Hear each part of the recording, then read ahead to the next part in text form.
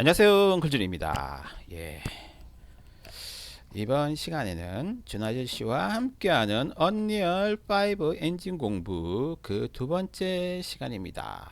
첫 번째 시간에서는 언리얼 엔진 5.1 문서 전체적인 소개를 한번 해드렸는데요. 오늘은 5.1 문서 좀 더 깊이 들어가는 시간을 가져보도록 하겠습니다. 엉클주는 프로그래머 출신 게임 개발자 경력 10년 정도의 그런 개발자입니다. 언리얼 엔진을 공부함에 있어서 저는 기본이 상당히 중요하다고 생각합니다. 언어 랭귀지적인 기본, 그리고 렌더링 관련된 다이렉트 X에 대한 기본, 그리고 언리얼 엔진에 대한 기본. 그래서 오늘은 기본에 해당하는 그런 챕터를 한번 여러분들과 함께 조금 깊게 파고 들어가 보겠습니다. 엉클준 리얼입니다. 뭐 어쨌든 좀 정해진 각본이 크게 없습니다. 어쨌든 엉클준이 공부하면서 덜컹덜컹 하면서 갈 수도 있는데요. 어쨌든 한번 가보도록 하겠습니다. 또 그런 또 예측 못한 그런 재미도 있지 않을까요? 하지만 그 끝은 분명히 노력한 만큼 배신을 하지 않을 거라는 그런 희망을 갖고 나아가 보도록 하겠습니다. 언리얼 엔진 5.1 문서 새로운 기능 넘어가도록 하겠습니다. 기본에 대한 이해, 아주 제가 봤을 때는 처음 언리얼 엔진을 다룬다면 가장 중요하게 봐야 될 부분 중에 최고가 아닐까. 기본을 이해하지 않고 밑에 이런 컨텐츠 활용이라든지 월드 제작, 뭐 프로그래밍, 뭐 인터랙티브 경험 제작 이런 게 들어갈 수도 없을 뿐더러 기본이 약하면 사상 누각이 되겠죠. 반석에다가 집을 지어야지 모래에다가 집을 지을 수는 없습니다. 오늘 기본에 대해서 확실히 알아가는 그런 시간 가지도록 하겠습니다. 중간중간 또 엔진 모습도 보면서 그렇게 갈 건데요. 어쨌든 엉클준 약간의 어떻게 보면 즉흥적인 느낌에 따라서도 또 진행되어질 수 있을 것 같은데요. 어쨌든 오늘은 기본에 대한 이해, 이 이론적인 부분을 좀 깊게 파는 시간으로 하겠습니다. 그 실습 부분은 뒤쪽에 가면 또 버추얼 월드 제작이라든지 프로그래밍 및 스크립팅, 뭐 인터랙티브 게임 제작, 이 제작 쪽에 가면 실전 실습을 많이 할 수 있을 거예요. 그렇기 때문에 기본에 대한 이해는 어느 정도 조금은 이론적인 부분이 많이 들어갈 겁니다. 그리고 그 바닥, 건물을 세우기 위한 바닥을 다지는 그런 시간으로 한번 이번 시간 준 아저씨와 함께하는 언리얼 5 엔진 공부 두 번째 시간을 가져보도록 하겠습니다. 열어볼까요? 기본에 대한 이해. 첫 번째 언리얼 엔진을 다룰 그런 생각을 가지는 그런 개발자 지망생들은 언리얼 엔진을 설치를 해야겠죠. 언리얼 엔진을 설치할 때는 하드웨어 및 소프트웨어 사양, 어느 정도 언리얼 엔진을 가지고 지금 언리얼 엔진 5의 버전인데요. 그 엔진의 그 개발 환경을 만들어 줘야 되는데 그 환경이 어느 정도 사양이 돼야 됩니다. 한번 볼까요? 하드웨어 및 소프트웨어 사양. 사양도 한번 볼까요? 그래도, 중요한 부분일 수 있으니까. 권장 하드웨어 윈도우즈 10 이상 2.5기가 이상, 쿼드코어, 쿼드코어 2.5기가 이상. 음, 쿼드코어로 제가 이 개발을 하는 건 아니고, 엉클주는 지금 AMD 라이젠 7 3700X 헥스 옥타코어죠. 8코어 CPU를 사용하고 있는데요. 쿼드코어 CPU, 제가 8코어 CPU를 사용하고 있는데도 조금 딸린다는 느낌이 들어요. 제가 봤을 때는 넉넉한 사양이면 인텔 쪽을 말하자 그러면 10세대 인텔 10세대 헥사코어 6코어 이상의 CPU에 AMD 쪽은 라이젠 5 5600X 헥사코어 이상의 CPU 정도면 개발할 때 큰 속도적인 문제는 없을 것 같아요. 쿼드코어 조금 부족합니다. 제가 봤을 때는 메모리 8기가 램 이것도 많이 부족합니다. 여기는 권장 하드웨어라고 하는데요. 제가 여기 마찬가지로 여기 언리얼을 깔아서 사용해 보는 입장에서 옥타코어 라이젠 7 3700X로 한번 언리얼 엔진 처음 스타트를 한번 해보겠습니다. 꽤 시간이 많이 걸려요. 이렇게 또 뭐 초기에 로딩하는 부분 이런 부분도 다 어떻게 보면 시간이거든요. 그리고 엉클준이 또 저장 매체를 지금 SSD를 쓰고 있어요. NVMe이 아니고 SSD 그나마 하드 디스크보다는 좀 상황이 괜찮은 상황입니다. 그렇기 때문에 그런 시스템적인 성능 저장 공간도 최소한 그래도 SSD 이상 하드 디스크 안에서 작업한다면 하드 디스크 속도가 느리기 때문에 상당히 작업하기가 좀 불편할 수도 있을 거예요. 엉클준과 함께 많이 보게 될 퍼스트 FPS 한번 볼까요? 로딩을 한번 해보면 또 그 맵을 로딩할 때 이렇게 또 시간이 걸립니다. 엉클준 참고로 메모리는 32기가입니다. 32기가인데 속도는 제가 DDR4 3200 오버클럭킹을 하고 쓰고 있는데요. 용량은 16기가 이상은 돼줘야 될 것 같아요. 어쨌든 좀 쾌적하게 개발하고 싶다면 인텔 10세대 헥사코어 이상 라이젠 5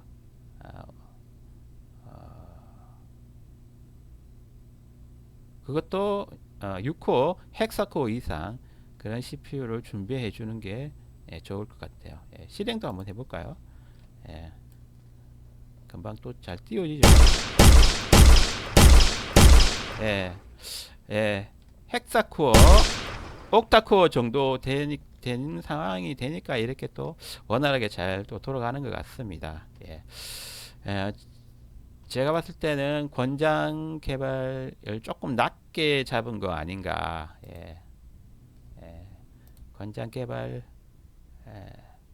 환경은 제가 말씀드린 대로 운영 체제는 윈도우즈 10 정도면 적당할 것 같고요. 쿼드코어 아니고 헥사코어 최근에 나온 헥사코어 정도 최근 한 5년 안에 나온 헥사코어 정도의 CPU가 되어주면 좋겠고요. 6코어죠.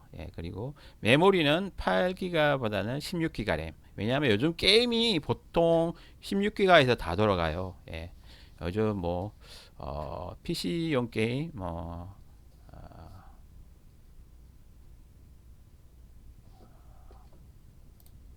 스팀 게임이라든지 GOG 게임이라든지 이런 쪽에서 나오고 있는 그런 최신 게임들, 에픽 게임즈에서도 게임을 다루죠.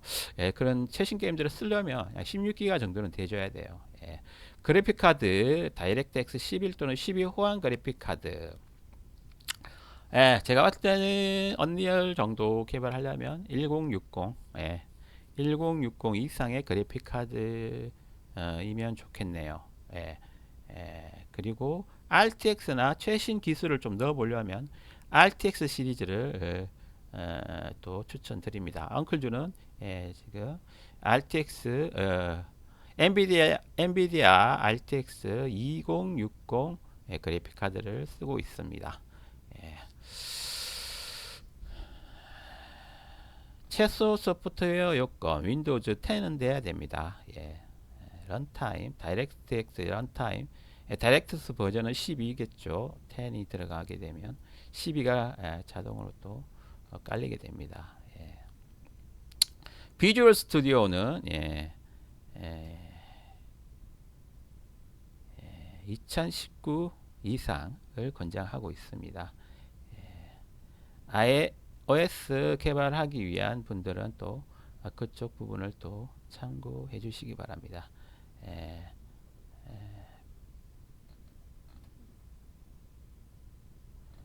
다이렉트X 컴포넌트를 또 설명해 줬네요. 이런 컴포넌트들이 있습니다.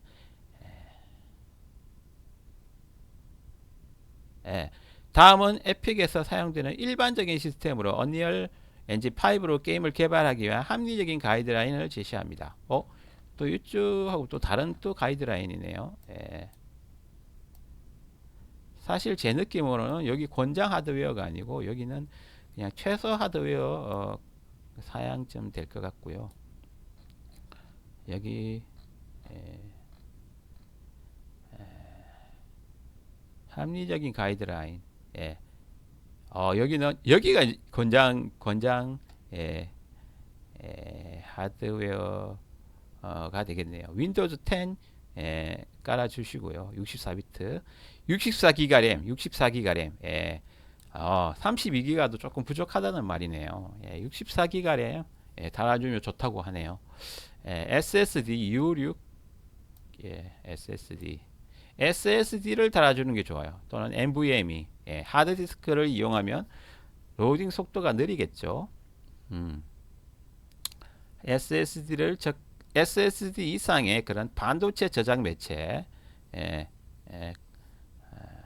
기계식 저장 매체, 디스크가 돌아가는 그런 하드 디스크 저장 매체보다는 반도체 SSD 솔리드 스토리지 디바이스 맞나요? D램인가요? 하여튼 SSD 반도체 저장 매체를 사용하라는 그런 어떻게 보면 퍼포먼스 노트 권장 실질적인 권장 사양입니다. 데이터 드라이브로 2테라 정도가 필요하다. 다양한 그런 예제들 그런 것들을 테스트 해보기 위해서는 충분한 또 하드가 아니고 SSD 그런 저장 공간이 필요합니다.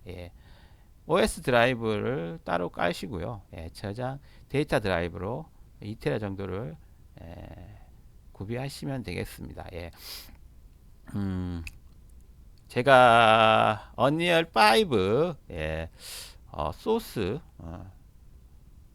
엔진 소스를 받아서 컴파일을 해보니까 컴파일 후에 그 언리얼 5 디렉토리 전체 용량이 한 300기가 정도가 됐어요.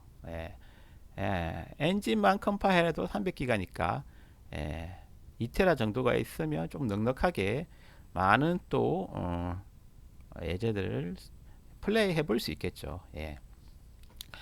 그래픽 카드 RTX 추천해주고 있습니다. 여기서는 RTX 2080 슈퍼 2000대 RTX 2000대 시리즈의 플래그십 버전 레벨 플래그십 레벨의 아주 뛰어난 그래픽 카드를 또 성능을 위해 추천해주고 있네요. 개발 툴 패키지 이런 것도 있네요. 예. 제가 또 말씀드렸던 6호 이상을 또 추천을 드리고 있습니다. 2643, 2643, 25, 2643. 예. 어쨌든 6호 이상의 그런 CPU를 추천해 주고 있습니다. 예. 예.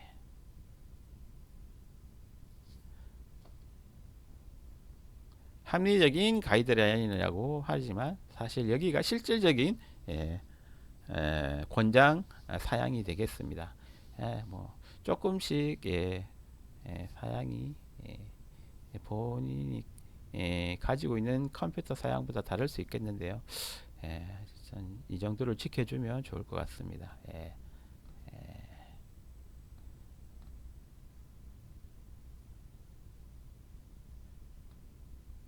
나머지 렌더링 기능 요구 사항이 또 있네요. 에, 어쨌든 여기 권장 사양을 어느 정도 만족시켜 주면 언리얼 엔진 개발 환경을 만드는데 크게 무리는 없을 것 같아요. 64기가가 조금 많다 싶으면 32기가 정도도 괜찮습니다. 제가 써보니까 괜찮고요. 그리고 2테라가 좀 크다 싶으면 1테라 정도도 괜찮아요. 처음 시작하기에는 괜찮아요. 엔비디아 지포스 2060 정도도 괜찮아요. 이 CPU는 그래도 좀 좋은 걸 쓰시는 게 좋을 것 같아요. 10세대 이상 또는 라이젠 5 한 5600 이상 정도면 아주 원활하게 쓸 수 있을 것 같아요. 라이젠 5 3600도 괜찮을 것 같은데요. 그래도 예, 라이젠 5 아니고 맞죠?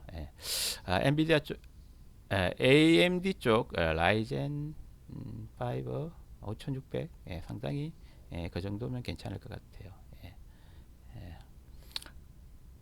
자, 다음 그러면 아카데미 환경 설치 한번 들어가 볼까요? 아카데미 환경 설치. 학원이라든지 아카데미 개발 교육 환경에서 설치하기 위한 그런 가이드라인을 또 설명해 놨네요. 예, 예.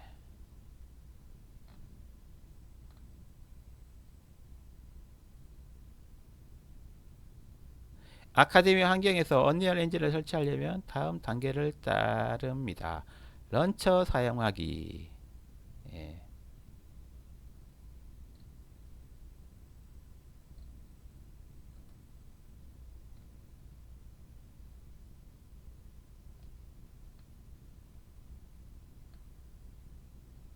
런처 사용하기. 예. 예. 이건 개인 PC나 똑같이 그냥 인스톨 했을 때 런처가 깔리겠죠. 여기 런처, 언리얼 엔진 런처가 깔립니다. 에픽 게임즈 런처. 얘가 에픽 홈페이지로 가게 되면 예, 인스톨 할 수 있는 런처를 깔고 어, 여기 런처가 깔린 상태에서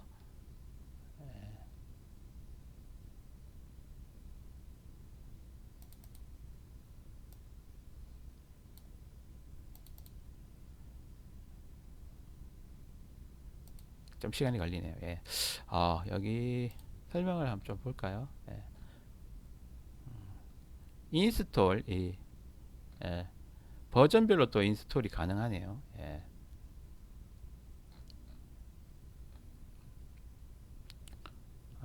또 샘플 그런 것도 좀 깔고 이렇게 할 수 있습니다.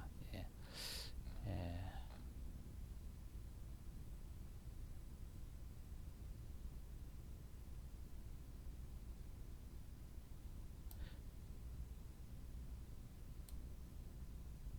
깃허브에서 엔진 소스도 다운을 받을 수가 있습니다. 엔진 소스를 다운을 받으면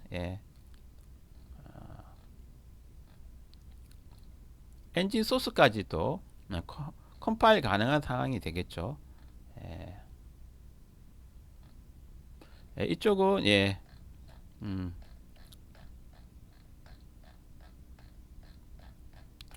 언리얼 설치 단계 부분에서 예, 아, 그런 가이드라인을 제시해 주고 있습니다. 예. 언리얼 엔진 설치, 예. 언리얼 에, 홈페이지를 찾아 들어가겠죠. 예. 언리얼 엔진 이렇게 홈페이지를 찾아 들어가게 되면 다운로드를 이렇게 누르게 되면 예, 다운로드 파일이 다운로드가 될 거고요.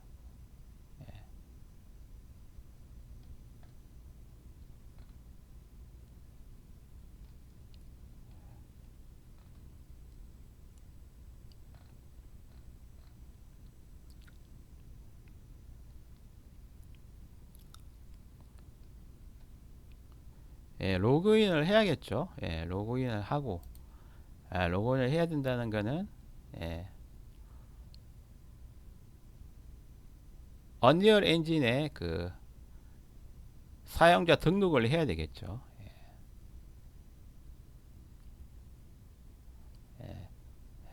아이디도 생성하고 예. 왜 이렇게 좀 느리네요. 예. 요거 제가 할 때는 컴퓨터 사용 문제라기보다는 네트워크 문제일 것 같습니다. 예. 예. 네트워크가 일반 그냥 가정집 네트워크라서 조금 딸리는 부분도 있습니다. 예. 다운로드를 누르게 되면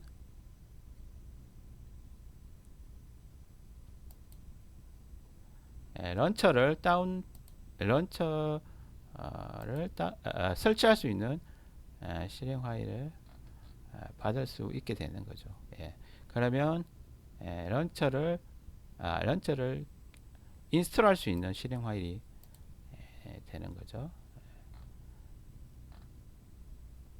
언리얼 시작하기. 다운로드를 눌렀는데 뭔가 이렇게 런처를 다운로드 합니다. 아래에 있었나? 여기서도 여기서 다운로드 여기 아래에 있었구나. 예, 런처를 다운로드 합니다. 이렇게 에픽 인스톨러가 실행이 됩니다. 저는 다 설치했기 때문에 일단은 예, 다운로드를 보여드리기 위해서 이렇게 한 거고요. 일단은 취소하도록 하겠습니다. 그래서 그 실행 파일을 실행하게 되면 에픽 런처가 설치가 됩니다. 그러면 여기서 언리얼 엔진 쪽에 가서 여기 부분에 지금은 설치가 됐기 때문에 실행이라는 런처에서 실행 언리얼 엔진 5.1.1 실행이라는 이 버튼이 나타나게 됐는데요.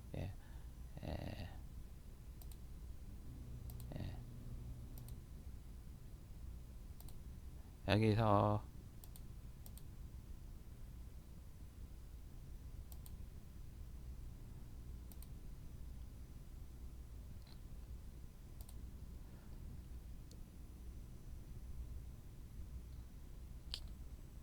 여기 설치하는 설명의 문서 쪽에 가보면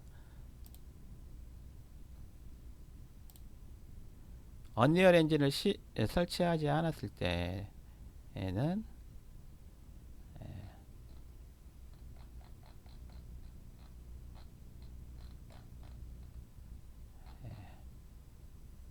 이렇게 인스톨 엔진이라는 이런 버튼이 런처에서 보이게 되는 거죠. 그 전에는 로그인 하는 상황 그리고 에픽에 가입을 하는 그런 설명이 되어 있습니다. 그래서 여기 엔진을 인스톨을 하게 되면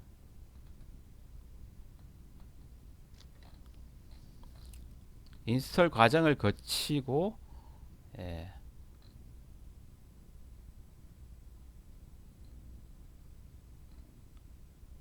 여기는 4.0을 기준으로 설명해 놨네요. 문서가 조금 갱신이 조금 느릴 수도 있습니다. 어쨌든 비슷하기 때문에 그렇게 됩니다. 이렇게 만약에 버전별로 설치가 됐다면 이런 표시가 나타나고 런치 5.0 기준으로 한번 볼까요? 실행이라는 이런 버튼이 생기게 됩니다. 이게 실행을 누르게 되면 예, 뭐야. 여기 실행이 되게 돼 있고 언리얼 엔진 또 이 아이콘을 또 실행하게 되면 여기 또 언리얼 엔진 프로그램이 실행이 되는 거죠. 한번 다시 여기서 왜 오류가 났죠? 이게 이제 라이브 저장 부분이기 때문에 이렇게 일어나는 일인데요. 이렇게 실행을 했을 때 아까 전에 실행 파일이 실행이 되고 있어서 이제 오류가 났던 거네요. 그러면 제가 실행을 눌렀기 때문에 언리얼 엔진 5.1 버전이 실행이 돼야겠죠.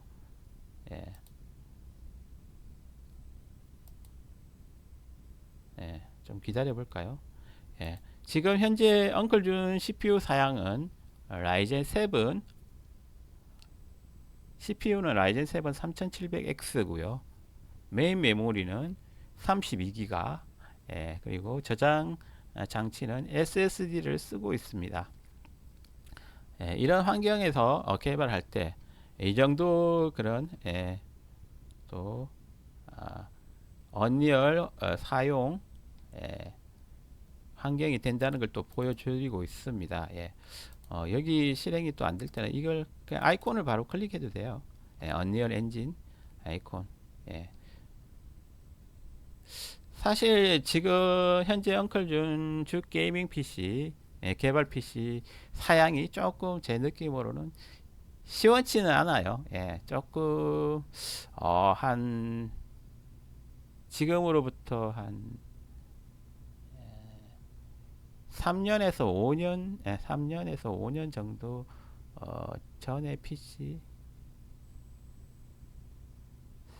3년 전에 최신 PC인데요. 조금 성능이 딸리는 느낌이 납니다. 언리얼 개발하기 위해서는 어쨌든 3년에서 5년 전 PC 최신 PC라면 어느 정도 그냥 이 정도 사용할 정도는 될 것 같고요. 어느 정도 편하게 편리하게 이렇게 이런 언리얼 개발 환경을 가져가려면 조금 성능이 괜찮은 아까 전에 그 언리얼 엔진 그 환경의 그 성능을 내기 위한 추천 성능 그 정도 해주면 좀 더 현재 엉클준 PC보다는 좀 더 성능이 좋게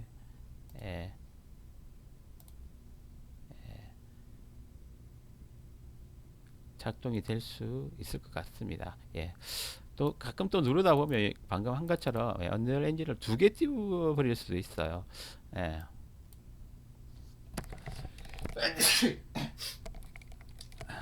두 개 띄워버리면 또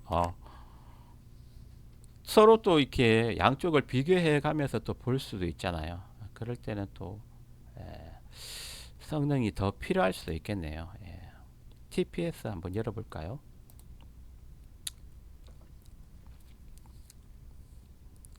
가장 기본적인 예제를 여는 상황입니다. 사실 이 설치 부분은 그렇게 뭐 많이 중요한 부분은 아닌데요. 어느 정도 그래도 한번 처음 언리얼 엔진을 다뤄본다 그런 사람이다 라고 생각했을 때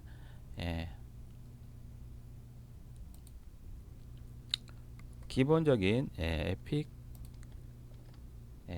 아이디 생성 그리고 사양 개발 환경 만들기 그런 사항을 한번 보여드려 보고 있습니다.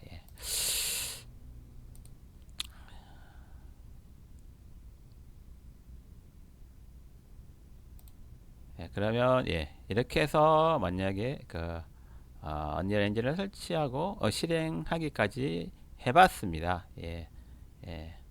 여기 뒤쪽에 보면 다양한 또 부분이 있는데요. 이런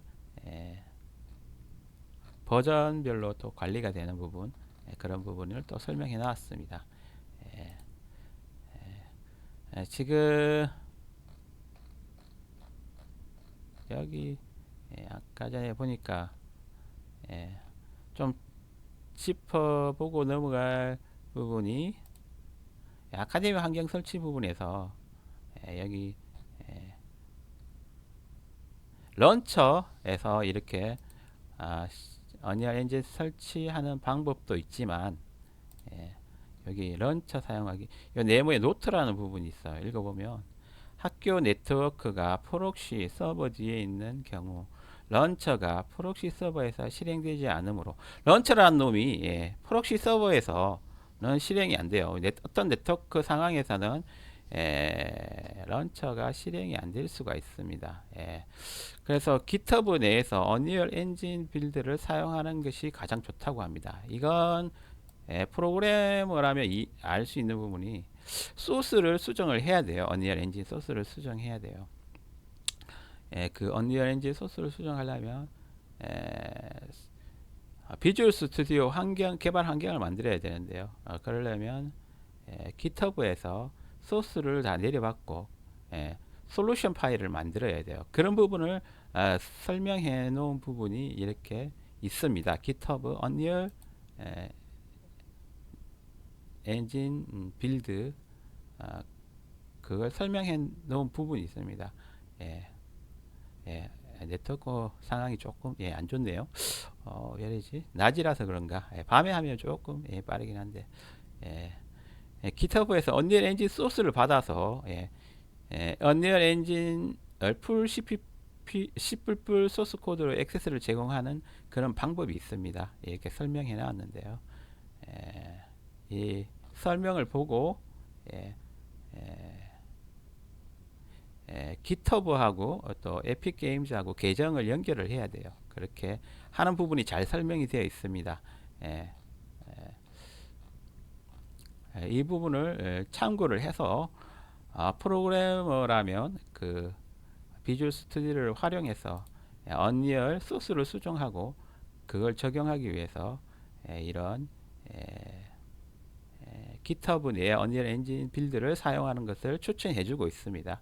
이렇게 되면 이런 네트워크 문제하고 약간 상관이 있는 런처가 빠지게 되고 그냥 그 비주얼 스튜디오에서 언리얼 엔진을 켜기 때문에 실행 파일을 켜기 때문에 실행시키기 때문에 이런 네트워크 프록시 서버와 관련이 없이 프로그래머가 소스를 수정하고 그리고 컨텐츠도 그 에디트 언리얼 엔진을 실행시켜서 비주얼 스튜디오에서 실행시켜서 에디터 그 언리얼 그 기능을 다 활용을 할 수 있습니다.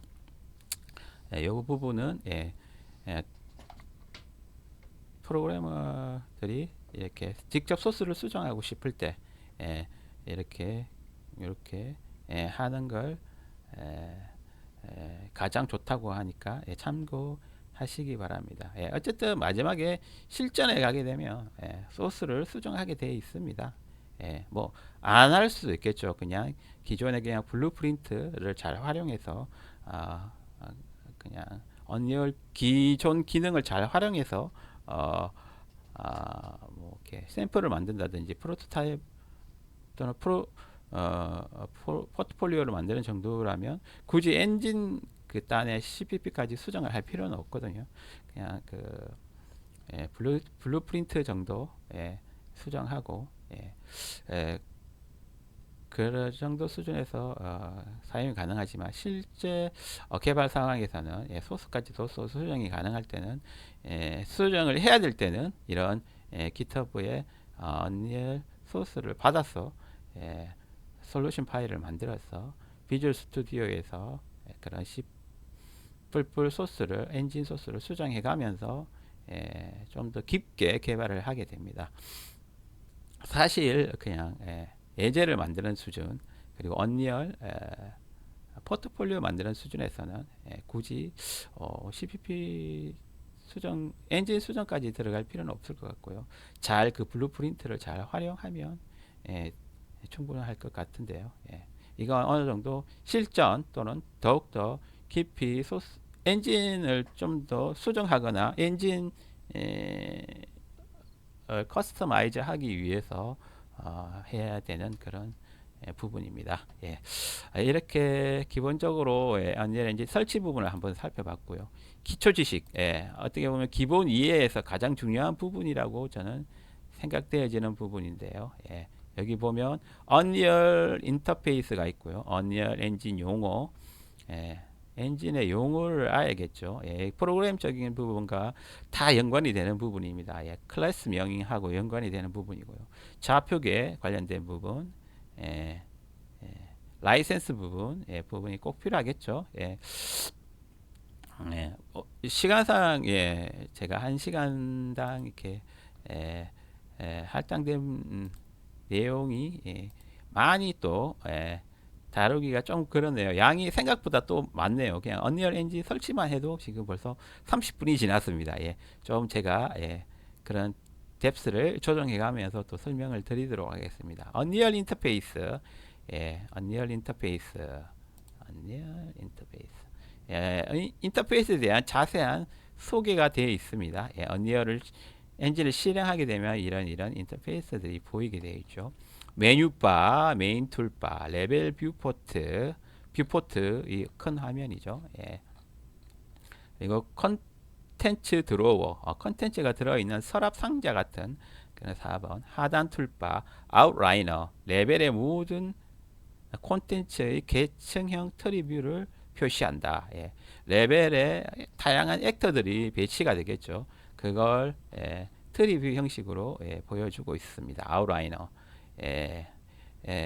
유니티에서 인스펙터 뭐 그런 느낌이겠죠. 디테일 패널에 들어가면 우리가 여기 아웃라이너에서 선택한 액터를 선택하게 되면 그 액터에 대한 디테일한 부분이 또 속성 같은 것들이 표시가 되는 거겠죠. 이렇게 또 밑에 되면 더 자세하게 또 설명되어 있는데요. 이런 인터페이스 언리얼 엔진 설치를 하게 되면 확인해 볼 수 있습니다. 실제로 언리얼 엔진은 이렇게 엉클존이 3인칭 TPS 게임 모드를 열었는데요. 이렇게 위쪽에 이런 인터페이스들 열보면 기능들이 다 들어가 있죠.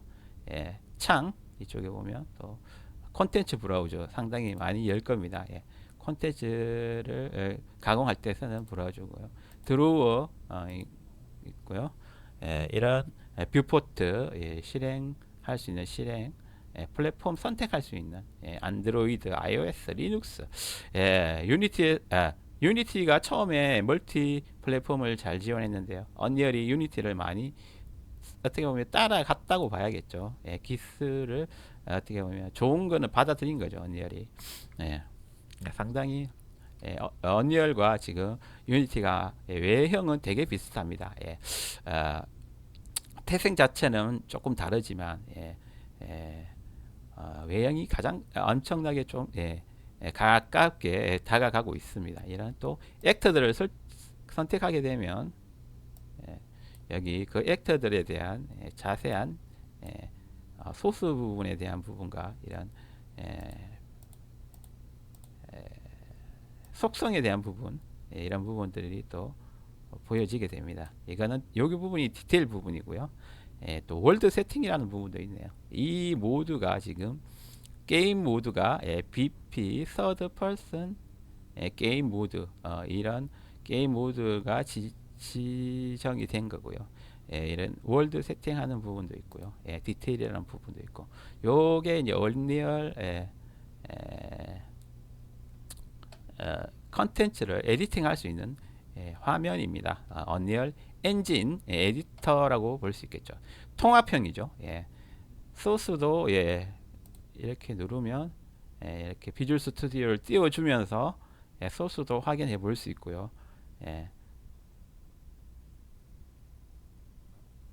그리고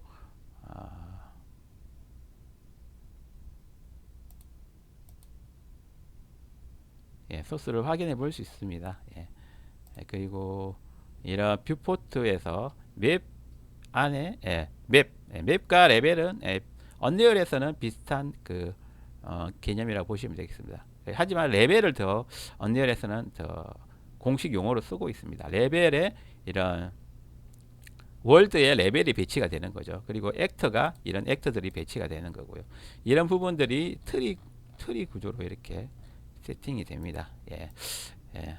이런 기본적인 부분들이 있습니다. 예. 다음 문서를 또 보면서 다음으로 한번 넘어가도록 하겠습니다. 언리얼 인터페이스. 예. 언리얼 인터페이스.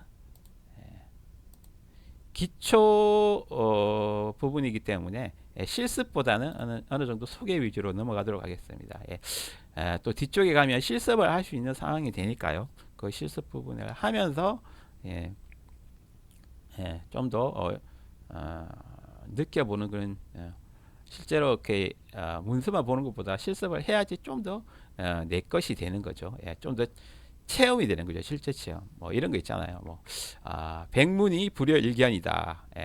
한번 10번 듣는 것보다 한 번 보는 게 낫고 한 번 보는 것보다 한번 체험하는 해보는 게 낫고 이런 개념인 거죠. 일단은 지금은 문서 위주로 한번 한번 쭉쭉쭉 진행해 보도록 하겠습니다. 언리얼 레벨 에디터를 이렇게 확인을 했습니다. 그냥 언리얼 에디터 또는 언리얼 레벨 에디터 이렇게 불려지는 그런 화면입니다. 그러면 이런 에디터의 그 기저에 깔려 있는 프로그램적인 또는 그런 용어들을 한번 또 살펴보겠는데요. 언리얼 엔진을 작업할 때 자주 사용하는 용어를 다룹니다. 이 부분은 프로그래머 상당히 중요하게 봐야 될 부분입니다. 소스 코드와도 많이 연관이 되기 때문에 상당히 중요합니다. 이 페이지에서는 언리얼 엔진으로 작업할 때 자주 사용하는 용어를 설명합니다. 액터가 뭐지? 컴포넌트가 뭐지? 액터와 컴포넌트 차이가 뭐지? 이런 궁금하신 분들은 아래쪽에 계속 설명되어 있는 부분을 보시면 될 것 같습니다. 제일 밑에 또 보면 용어집이라는 게 또 있어요. API 레퍼런스 이쪽 부분은 A부터 Z까지 다 언리얼 용어를 사전식으로 보여진 부분이고요. 그 안에서 중요한 부분을 또 여기 기본적인 부분을 또 뽑아 놓은 거예요. 그렇다면 한번 그 내용이 뭔지 한번 보도록 하겠습니다. 용어 이해한 뒤에 섹션 끝에 링크된 주제를 확인하여 더 자세히 학습할 수 있습니다. 오늘은 자세히 학습하는 부분은 안 들어갈 거고요. 일단 주요 용어에 대한 이해를 하는 시간으로 갖도록 하겠습니다. 어떻게 보면 더 깊게 파는 부분은 실제로 작업 또는 실무자들이 필요에 따라서 선택적으로 할 수 있는 부분이 되겠습니다. 클래스와 서브 클래스 같은 프로그래밍 개념이 사용됩니다. 그렇기 때문에 C++에 대한 이해가 필요합니다. 언리얼 엔진을 이해하려면 언리얼 엔진이 C++로 짜여져 있기 때문에 그 용어라든지 개념이 C++에서 나온 그런 부분이 있기 때문에 C++에 대한 충분한 이해가 있어야 됩니다. 그리고 언리얼 엔진은 주로 렌더링 엔진에 플러스 물리 엔진, 다양한 사운드 이런 처리 효과까지 다 들어가면서 툴까지 들어가면서 통합된 토탈 솔루션인데요. 그 첫 번째 부분이 렌더링 부분을 이해하기 위해서는 다이렉트X라는 또 기초 지식을 알아야 되는 거죠. 나머지 또 엔진들도 비슷하게 통합되어 있는 엔진들도 그런 미리 이해하고 들어가야 될 부분이 있습니다. 그런 부분을 충분히 이해하시고 언리얼 엔진에 들어가는 게 어떻게 보면 순서가 맞고 또 기초가 잘 다져진 상황에서 또 그 위에 또 올리는 그런 좋은 상황이 되는 거죠. 이렇게 C++에 대한 이해가 반드시 필요합니다. 이 페이지에서 언급되는 모든 C++ 클래스는 언리얼 엔진 클래스에 한정이 됩니다. 언리얼 엔진에서 사용되는 그런 C++ 클래스라는 거죠. 우리가 프로젝트를 다른 거 했을 때 또는 다른 엔진을 썼을 때 그 클래스의 명명이 다 달라질 수 있죠. 유니티를 쓸 때 아니면 오픈소스 엔진을 쓸 때 또는 다른 뭐 클라이 엔진을 쓸 때 그 같은 액트를 명명할 때도 조금 다르게 명명할 수도 있겠죠. 예. 프로젝트 Unreal 5 프로젝트는 게임의 콘텐츠를 담고 있습니다. Unreal 5 프로젝트, 프로젝트 개념을 알아야 되는데요. 비주얼 스튜디오에서도 프로젝트라는 개념을 쓰잖아요. 우리가 일반적으로 쓰는 프로젝트라는 말은 회사에서 어떤 일을 명명할 때, 어떤 팀에서 진행하고 있는 일의 작업을 명명할 때 프로젝트라 그러잖아요. 언리얼에서 프로젝트라 그러면 어떤 실행 파일을 어떤 그 기능을 하는 프로그램을 만들어야 되는데 그 프로그램의 그런 작업명을 프로젝트라고 보통 하죠.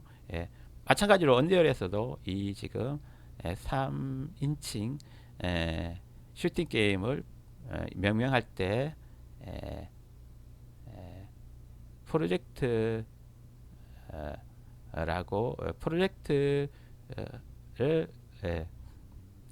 설정하게 되는데요. 이름도 설정하고 그 프로젝트에서 그 프로젝트 안에 다양한 또 리소스라든지 그런 게임 세팅이라든지 그런 게 들어가게 되는 거죠. 지금 프로젝트의 개념이 조금 막연하긴 한데요. 한번 계속 문서를 보면서 한번 알아보도록 하겠습니다. Unreal 5 프로젝트 땡땡땡은 게임의 무슨 콘텐츠를 담고 있습니다. Unreal 5 프로젝트는 게임의 콘텐츠를 담고 있는 큰 그릇이라고 보면 되겠네요. 프로젝트에서는 블루프린트, 머티리얼 등 하드디스크 안에 있는 많은 폴더가 포함되어 있습니다. 프로젝트 안에 원하는 대로 이름을 변경하고 정리할 수 있습니다. Unreal 에디터의 콘텐츠 브라우저 패널의 하드디스크의 프로젝트 폴더와 동일한 디렉터리 구조를 보여줍니다. 좋습니다. 한번 가볼게요. 여기서 컨텐츠 브라우저를 한번 열어볼게요. 창 안에 컨텐츠 브라우저 하나를 열어보면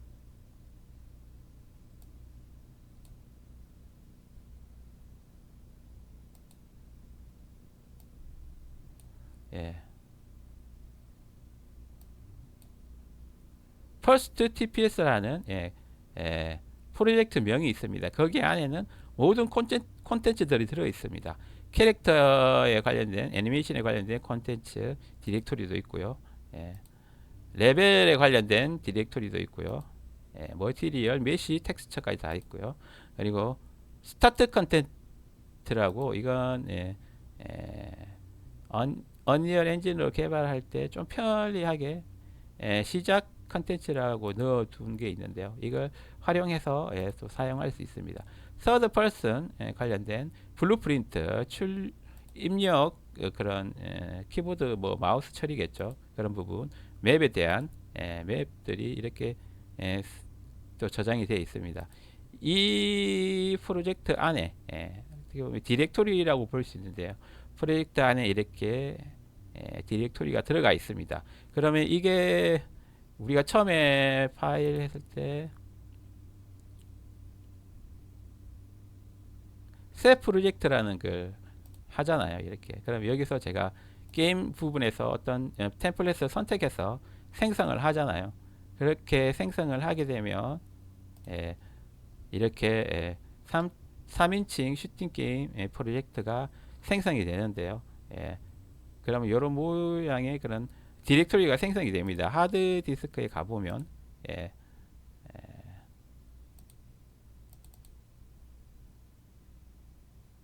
제 워크 폴드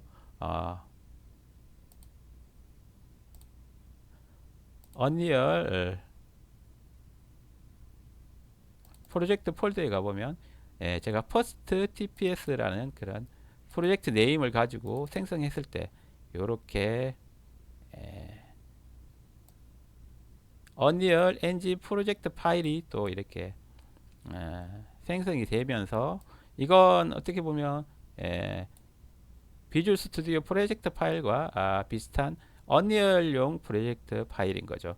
여기서 보면 컨텐츠 쪽 나머지 부분이 좀 엔진에 관련된 부분이냐면 컨텐츠 쪽 부분은 이렇게 디렉토리가 똑같이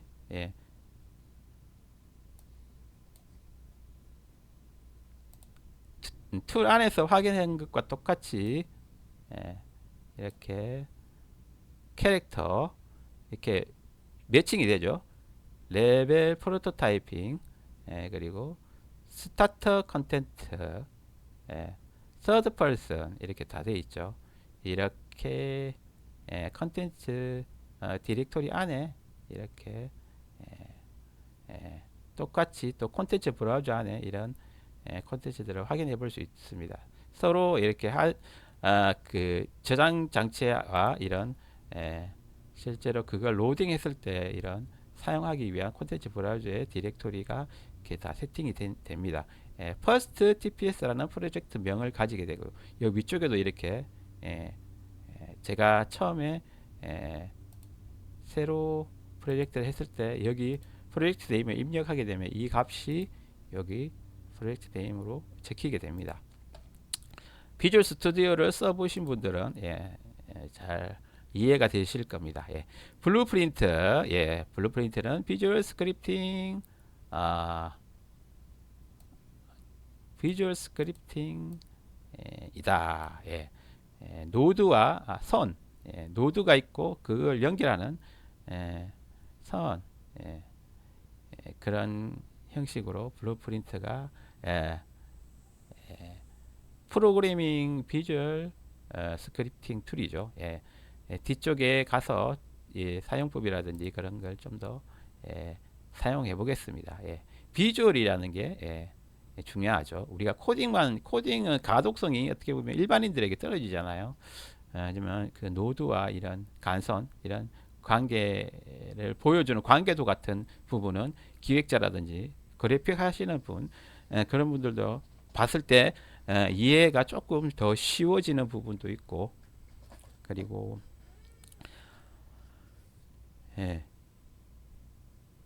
객체 지향 또는 그런 부분들이 충분히 적용이 된 그런 스크립팅 도구라고 보시면 되겠습니다. 아주 프로그래머의 전형물이었던 그런 프로그래밍을 어떻게 보면 비프로그래머들이 또 충분히 할 수 있는 그런 상황이 됐습니다. 이 용어들이 언리얼에서 쓰이게 됩니다. 블루프린트, 뭐 다른 말로 스크래치 뭐 이런 것도 있죠. 비주얼 스크립팅의 일종입니다. 그런 것들이 언리얼에서는 블루프린트라는 걸 사용해서 비주얼 스크립팅 툴이죠. 어떻게 보면 툴을 명명을 했습니다. 오브젝트, 오브젝트는 C++의 가장 핵심적인 용어죠. 오브젝트 지향, 오브젝트 오리엔티드 이런 말이 있듯이 이런 오브젝트는 언리얼에서 가장 기본적인 클래스이고요. 오브젝트 구성 단위 역할을 하며 SS의 필수적인 기능을 포함하고 있습니다. 가장 기본 클래스입니다. 기본 클래스를 상속받고 이렇게 하는데 기본적으로 갈수록 공통적인 기능, 다양한 그런 게임 내에서의 액터들이 가지게 되는 공통적인 기능을 포함하고 있게 되는 거죠. 그러니까 상위 부모 클래스일수록 하위 상속된 그런 아래로 내려가는 자식들보다 더 공통적인 그런 사용하는 내용들이 들어가 있습니다. 어떻게 보면 기본적인 부분이라고 할 수 있겠죠. 중요한 부분이라고 할 수 있고요. 핵심적인 코어라고도 할 수 있고, 오브젝트 객체 지향을 이해하셨다면 오브젝트에 대한 이해도 그렇게 어렵지 않게 진행할 수 있을 것입니다. 그래서 언리얼에서는 UObject라는 베이스 클래스를 씁니다. 그리고 여기 안에는 garbage collection, 언리얼 에디터의 변수를 노출하기 위한 메타 데이터,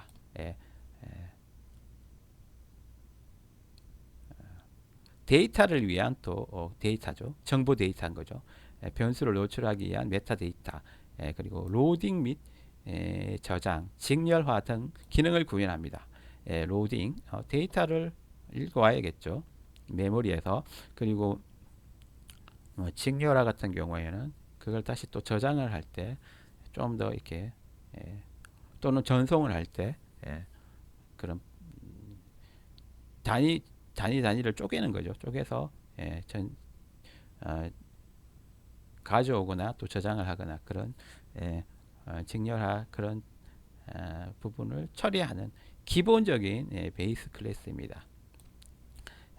자세한 내용은 다음 페이지를 참고하세요. 언리얼 아키텍처, 이건 언리얼 C++ 네이밍 아키텍처를 보여줄 겁니다. 여기는 이제 프로그래머들이 많이 봐야 될 부분이죠. C++ 소스에 대한 이야기니까 여기는 C++ 코드를 다루게 될 그런 프로그래머들이 좀 깊게 봐주면 되겠습니다. 그리고 용어 클래스. 클래스는 어떻게 보면 하나의 그 소스, 그 오브젝트를 오브젝트와 연관이 되어 있죠. 내용을 한번 보도록 하겠습니다. 언리얼 엔진에서 특정 액터나 오브젝트들의 행동과 프로퍼티를 정의해야 합니다. C++ 내용과 동일하죠. 오브젝트 또는 인스턴스, C++에서 오브젝트들이 실시간에 메모리에 올라가면 인스턴스가 되죠. C++에서는 그 인스턴스들의 어떤 행동을 하게 되고 어떤 값들이 만약에 사람 인스턴스가 생성이 되면 그 사람의 키, 몸무게, 뭐 이런 지능, 시력 이런 것들이 프로퍼티가 될 거고요. 행동은 얘가 뛴다, 걷는다, 화를 낸다, 뭐 이런 부분이 될 겁니다. 그런 부분을 다 기술해 놓은 클래스입니다. 한마디로 말해서 액터나 오브젝트들을 어떤 면에서는 정의를 하는 그런 놈이라고 보면 되겠죠. 정의를 하는 부분이 클래스라고 보면 되겠습니다. 이 액터는 이런 행동을 하고 이런 속성치 값을 가진다. 그걸 정의하는 부분이 클래스라고 할 수 있겠습니다. 클래스는 계층적입니다. 상속 부모 클래스, 파생 클래스, 뭐 상속 받는 자손 클래스 이런 것들이 똑같이 존재하게 되어 있고요. 클래스는 C++ 또는 블루프린트가 클래스는 C++ 코드나 블루프린트로 생성되어 줄 수 있습니다. 비주얼 스크립트와 그리고 언리얼 소스를 통해서 생성이 가능하다는 의미입니다. 자세한 내용은 다음 페이지를 참고하세요. 블루프린트 클래스, 게임 클래스, 클래스 생성의 기초. 프로그램 쪽에 클래스를 만들어 보신 분은 코드로 어떻게 클래스를 생성하는지를 알 수 있겠죠. 그리고 블루프린트에서도 이런 클래스를 생성할 수 있습니다. 어떻게 보면 거의 뭐 프로그램 들이 했던 것을 기존의 그 코드를 수정하는 그런 기존의 그런 방식 프로그래머들이 해왔다면 거기에다가 비주얼 스크립트인 블루프린트를 이용해서 프로그래머와 또 비프로그래머 간에 또 벽을 또 허물어 준 그런 상황이 있습니다. 그래서 프로그래밍이 무엇인가에 대한 또 질문을 하게 되고요. 꼭 프로그래머만 할 수 있냐? 그건 아닙니다.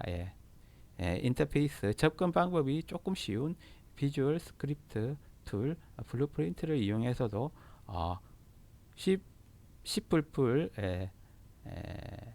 에서 코드를 작성하면서 클래스를 생성하듯이 블루프린트에서도 생성이 가능하다는 그런 설명입니다.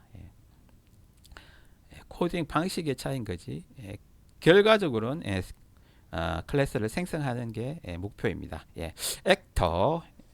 액터는 레벨에 월드의 안에 레벨에 배치되어지는 다양한 그런 오브젝트들의 모두 다 이 액터를 상속을 받습니다. 예, 예. 그 액터에는 또 어떻게 보면 핵심이죠. 배치되어질 수 있는 그런 오브젝트들의 핵심적인 부분이 들어가 있습니다. 카메라, 스태틱 메시, 플레이 스타트 위치선과 같이 레벨에 배치되어질 수 있는 모든 오브젝트를 가리킵니다. 카메라도 액터고, 스태틱 메시도 액터고, 또 플레이어, 애니메이션을 하는 플레이어도 액터고, 플레이어가 어떤 게임을 시작했을 때 스타트하는 위치, 그것도 액터입니다. 액터는 이동, 회전, 스케일 등의 3D 트랜스폼을 지원합니다. 이 액터들은 그 레벨 안에서 자유롭게 배치가 가능하다는 거죠. 그렇기 때문에 회전과 크기 조정 그리고 이동에 대한 그런 공통 정보가 들어갑니다.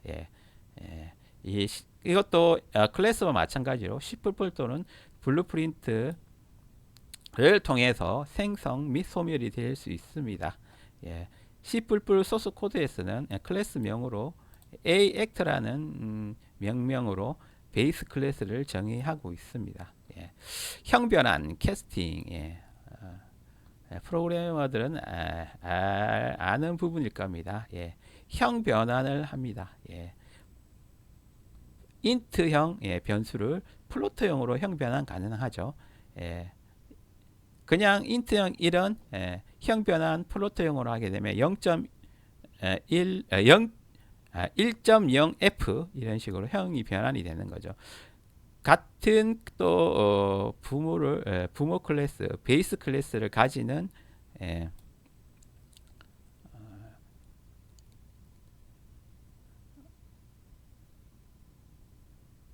같은 베이스 클래스를 가지는 자식 클래스는 이 베이스 클래스로 또 형변환이 가능하죠. 만약에 AAct를 상속받은 스태틱 메시 그리고 플레이어 스타트는 AAct라는 이런 또 베이스 클래스로 또 형변환이 가능하죠. 그래서 이 형변환 된 이런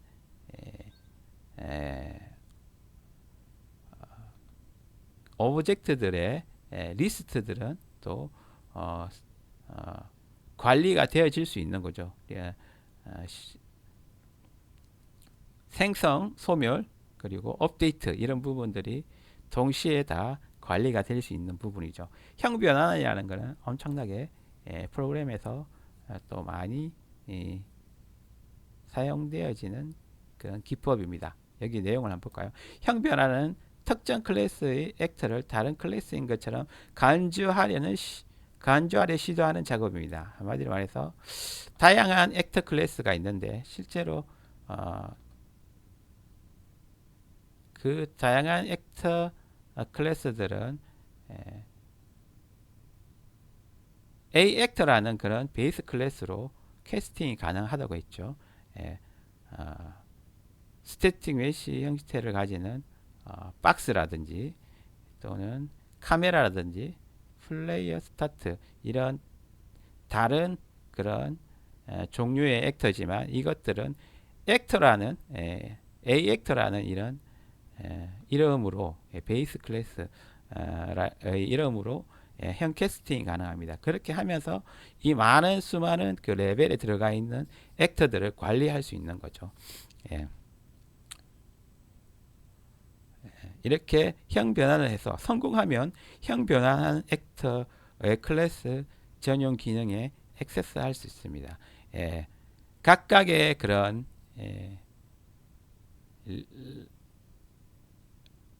형 변환을 한 이런 클래스들은 각각의 또 버추얼 기능들이 있습니다. 실시간에 실제로 또 적용되어져야 되는 그런 버추얼 함수들이 있습니다. 그것들이 각 액터들의 그런 기능을 하게 되는 거죠. 그렇게 하나로 이런 리스트에 관리되어질 수 있지만 또 따로따로 각각의 그런 기능들이 버추얼 함수 등을 통해서 또 예, 실시간에서 업데이트되고 실행되어질 수 있다는 그런 내용입니다. C++에서 나온 그런 개념이기 때문에 C++의 그런 개념을 그대로 이해하시면 될 것 같습니다. 여기도 예를 들어서 설명을 했습니다. 예, 불을 가지고 설명을 했는데요. 예. 형 변환이 성공하면 플레이어가 화염 속에 서 있게 되면 플레이어의 체력이 감소하기 시작합니다. 형 변환이 실패하여 플레이어가 다른 타입의 볼륨에 서 있게 되면 체력에 영향을 받지 않습니다. 예. 기능 액세스를 하기 위한 예, 예, 그런 처리가 가능하게 되는 거죠. 예.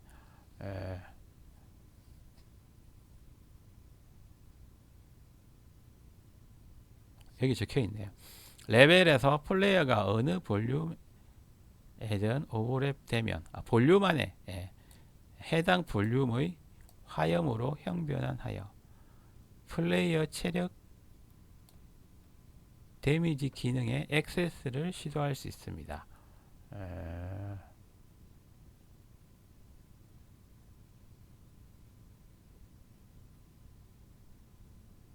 레벨에서 플레이어가 어느 볼륨이든 이 부분은 문해력이 조금 필요한 상황이 되겠네요. 레벨에서 플레이어가 어느 볼륨에든 오버랩이 되면 해당 볼륨을 화염으로 형변하여 플레이어 체력 데미지 기능을 액세스를 시도할 수 있습니다. 만약에 화염 볼륨이 있어 거기에 어떤 움직이는 플레이어가 들어갔어. 그러면 엔진에서는 액터들 중에 어떤 놈이 지금 여기 화염 그 볼륨 안에 들어갔느냐 그걸 찾게 되는 거죠. 플레이어가 들어갔네. 그럼 플레이어에서 기능들이 있겠죠. 버추얼 함수로 C++ 상에서는 버추얼 함수 또는 그 블루프린트 상에서 또 이렇게 기능이 정의된 부분이 있겠죠. 플레이어야. 플레이어면 그 중에서도 이렇게 불 속에 들어왔을 때 그 기능을 처리해 줄 수 있는 부분이 있는가? 있으면 그 부분을 처리해 주게 되는 거죠. 엔진에서는 그렇게 어떤 액터가 어떤 화염에 바운드리 안에 들어왔는가 라는 걸 검색하기 위해서 그런 액터들의 리스트를 관리하겠죠. 그 리스트를 관리하게 되고 이 액터가 데미지를 받는 액터냐 그렇다면 그걸 처리해주는 함수가 있을 것이다. 그렇게 실행해 줄 수가 있게 되는 거죠. 형 변환이라는 게 필요한 게 이런 엔진의 입장에서는 이렇게 액터들을 관리하기 위해서 필요하게 되는 상황입니다. 이렇게 설명을 해놨네요. 형 변환까지 또 알아봤고요. 컴포넌트, 컴포넌트는 컴포넌트란 그러면 액터랑 무슨 차이야? 컴포넌트는 액터에 추가할 수 있는 기능 조각입니다. 기능만 있는 겁니다. 기능만 있는 겁니다. 클래스는 뭐라고 했죠? 클래스는 행동과 프로퍼티를 정의한다고 했죠. 액터나 오브젝트의 행동과 프로퍼티를 정해야 하는데, 그러니까 클래스는 정의하는 놈이고, 액터는 그것이 정의된 놈이고, 행동과 프로퍼티. 그런 의미에서 컴포넌트는 이 기능, 행동, 비슷한 말로 또 행동이겠죠. 이 기능만 들어가 있는 그런 컴포넌트입니다. 그렇기 때문에 액터의 추가, 플러스에서 또 어떤 기능을 수행할 수 있는 그런 놈입니다. 예를 들어서 사람이 있어. 존이 있고 경준이 있고 스미스가 있어. 경준이는 춤을 K-팝 댄스를 출 줄 알아. 그리고 스미스는 힙합 음악에 맞춰서 힙합 춤을 출 줄 알아. 그러면 같은 존과 스미스는 같은 사람이지만 컴포넌트 K-팝과 힙합 이 컴포넌트를 따로 그렇게 장착이 되어질 수 있는 그런 예를 또 들 수가 있겠네요. 이 컴포넌트는 엉클준이 또 잔의 그런 스미스의 그런 힙합 댄스를 보고 힙합 댄스 컴포넌트를 가지고 와서 K-팝 댄스와 바꿔 부를 수도 있겠지만 K-팝 컴포넌트에 추가적으로 또 힙합 컴포넌트를 추가시켜서 엉클준이 힙합과 K-팝 춤을 다 출 수 있는 그런 또 캐릭터가 될 수도 있는 거죠. 그래서 이 컴포넌트라는 거는 액터에게 어떻게 보면 능력을 기능이잖아요. 기술과 능력을 다른 말로 말하면 행동이라고도 할 수 있겠죠. 클래스에서 행동이라고도 할 수 있겠죠. 이런 행동들을 추가하는 그런 게 컴포넌트, 언리얼에서는 컴포넌트라는 걸 썼습니다. 그 또 설명이 이렇게 되어 있네요. 스포트라이트 컴포넌트는 액터가 스포트라이트처럼 빛을 내게 합니다. 액터에다가 스포트라이트를 딱 때렸어. 그러면 스포트라이트를 받은 것처럼 빛이 나겠죠. 그렇게도 가능하다는 거죠. 그리고 오브젝트에다가 액터에다가 오디오 컴포넌트를 붙여가지고 그 근처에 가게 되면 소리가 둥둥둥둥둥 나게 할 수도 있겠죠. 이런 기능, 액터에다가 기능을 추가할 때 컴포넌트를 쓴답니다. 이렇게 컴포넌트 용어를 한번 들어봤고요. 폰, 폰은 액터의 서브 클래스이며 서브 클래스라는 것은 액터를 상속받았다는 거죠. 인게임에서 아바타나 페르소나의 역할을 합니다. 인게임에서 아바타 역할을 할 수 있는 그런 액터를 폰이라고 합니다. 우리가 키보드로 마우스로 또는 음성 입력으로 그 아바타에게 명령을 내릴 수가 있겠죠. 그렇죠. 플레이어가 명령을 내리는 대로 이 액터는 움직이게 됩니다. 이 액터가 또 자식으로 상속이 되게 되면 폰이라는 놈이 되는데요. 이 폰이 액터를 부모 클래스로 가지고 상속을 받게 되면 이 폰은 어떤 또 추가적인 그런 행동이나 그런 속성들이 추가되어서 액터를 또 확장을 시키게 되는 거죠. 액터에서는 그 맵에 배치되는 그런 오브젝트들에 대한 공통적인 성능이나 프로퍼티들이 정의되어진다면 폰은 거기에서 아바타가 사용하게 되는 그런 서브 클래스로 기능을 하게 되는 거죠. 추가가 되는 또 기능들이 있겠죠. 폰 플레이어는 또는 게임 AI로 제어되는 NPC 등이 있다. 플레이어도 되겠지만 NPC에서도 폰을 사용할 수 있습니다. 인간이나 AI 플레이어가 폰을 제어하게 되면 그 폰은 possessed 됐다. 인간에게 사로잡혔다. 그 폰이 만약에 플레이어다 그러면 우리 사람한테 그 플레이어가 딱 사로잡히게 되어서 마리오네트처럼 우리가 키보드 입력이나 마우스 입력 하는 대로 그 플레이어가 움직이게 되는 거죠. 반대로 만약에 인간이나 AI 플레이어가 이 어떤 폰을 제어를 안 하게 된 상황에서는 반대로 unpossessed라고 해서 해제가 된 그런 상황이 됩니다. 그런 개념인 거죠. 붙었다가 몸이 정신이 몸에 붙었다가 떨어졌다가 이렇게 된다는 거죠. 그러니까 플레이어 아바타에 내가 포제스트 되면 플레이어가 내 키보드에 따라 움직이겠지만 이게 해제된 unpossessed가 되어버리면 이 플레이어는 가만히 있겠죠. 예.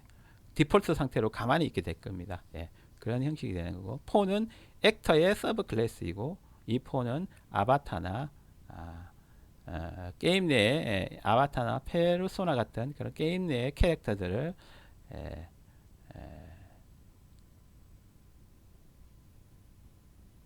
소유하면서 소유함으로써 전 빙이란 말을 조금 좀 꺼리게 되는데, 어쨌든 개념적으로는 그 아바타를 내가 마음대로 제어함으로써 폰을 사용하게 되는 겁니다.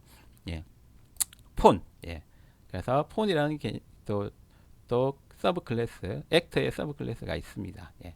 이건 언리얼에서 정한 용어입니다. 예. 다른 유니티에서는 또 다른 용어로 또 정의가 되어질 수도 있겠죠. 예. 캐릭터는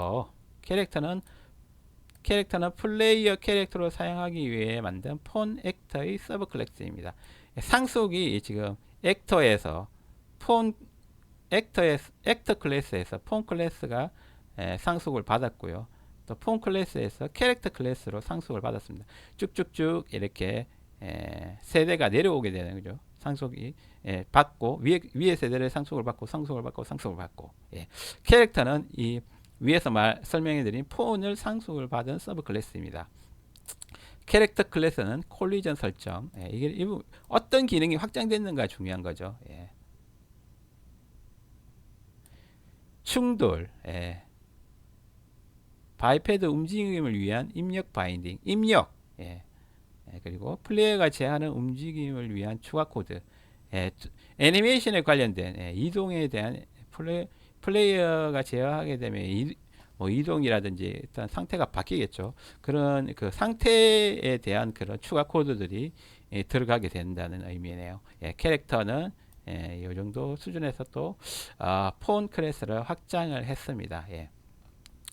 플레이어 컨트롤러는 플레이어의 입력을 게임 안의 상호작용으로 변환합니다.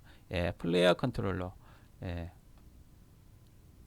모든 게임에서 최소 하나의 플레이어 컨트롤러가 있습니다. 플레이어 컨트롤러는 게임 안에서 플레이어를 나타내는 폰이나 캐릭터에 빙의할 때가 많습니다. 플레이어 컨트롤러에 대한 또 이해를 해야 되겠네요. 플레이어 컨트롤러는 또한 멀티플레이어 게임의 주요한 네트워크 상호작용 지점입니다. 네트워크적으로 또 확장이 되는 그런 플레이어 컨트롤러네요. 멀티플레이어의 게임 플레이어 동안 서버가 각 플레이어에게 네트워크 함수 호출을 할 수 있어야 하기 때문에 게임 안의 모든 플레이어에 대해서 하나의 플레이어 컨트롤러 인스턴스를 지닙니다. 게임 안에서 객체들이 인스턴스를 만들어지게 되는 거죠. 플레이어가 있고 이 플레이어를 네트워크 상에서 위치를 확인해 줘야 되겠죠. 이런 통신을 하게 되는 거죠. 상태도 갱신시켜 줘야 될 거고, 이런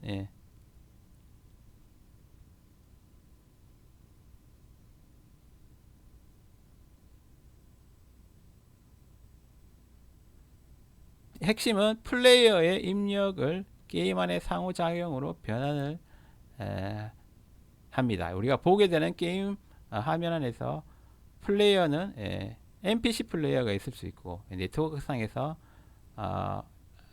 또 네트워크 플레이어가 될 수 있고, 또 내가 조종하는 내 플레이어가 될 수 있잖아요.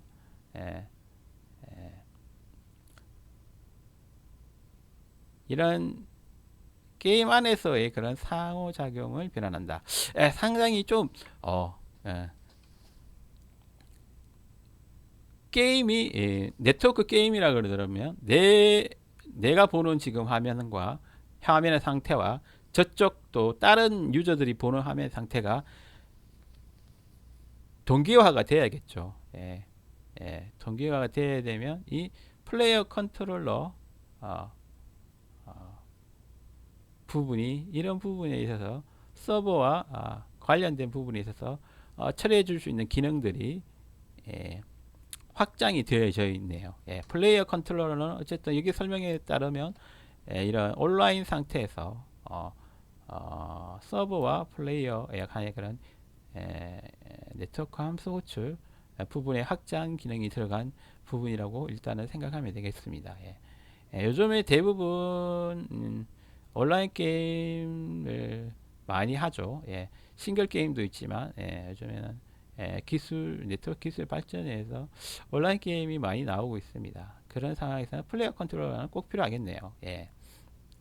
이렇게 플레이어 컨트롤러들이 서로 각각의 PC에서 그 월드에서 동기화가 되어가는 그런 상황에서 이 플레이어 컨트롤러의 그런 존재 이유는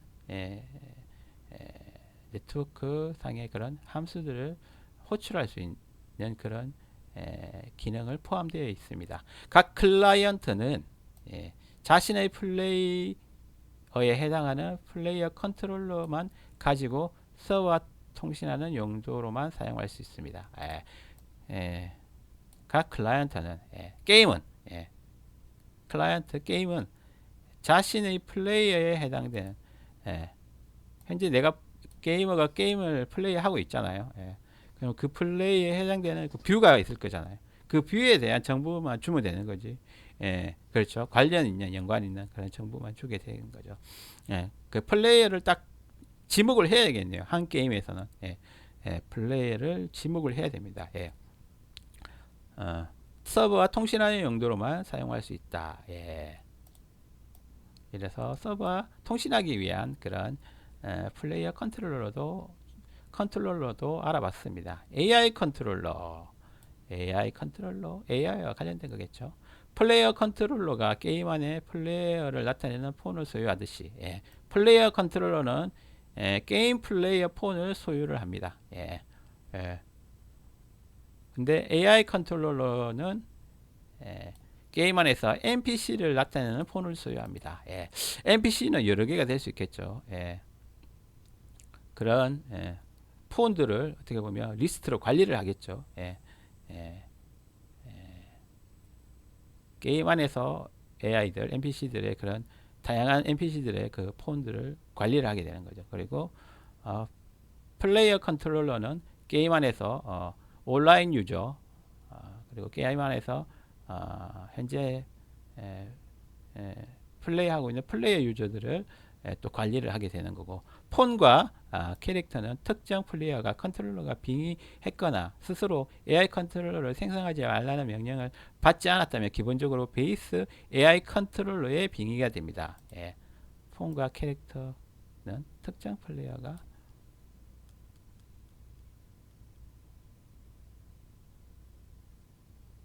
어쨌든 AI 컨트롤러 부분이 NPC와 결합이 되면 걔는 그 AI 컨트롤러의 제어를 받게 되는 거죠.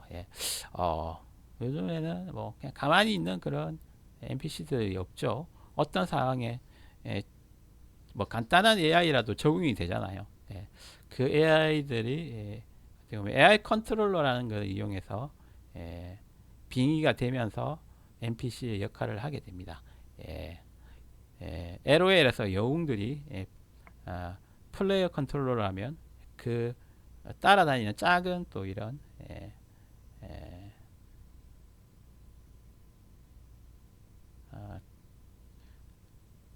그 지원하는 지원 그런 캐릭터들이 NPC가 되고 그 캐릭터들을 컨트롤하기 위해서는 AI 컨트롤러가 그걸 컨트롤할 수 있게 되는 거죠.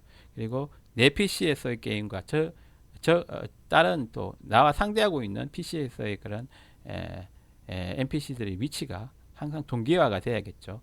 그럴 때 AI 컨트롤러를 이용해서 그런 부분을 해결을 네트워크적인 부분을 또 NPC들의 그런 상태를 또 업데이트를 시켜주는 그런 기능이 또 확장이 됐습니다. 플레이어 컨트롤러를 가지게 됩니다. 예.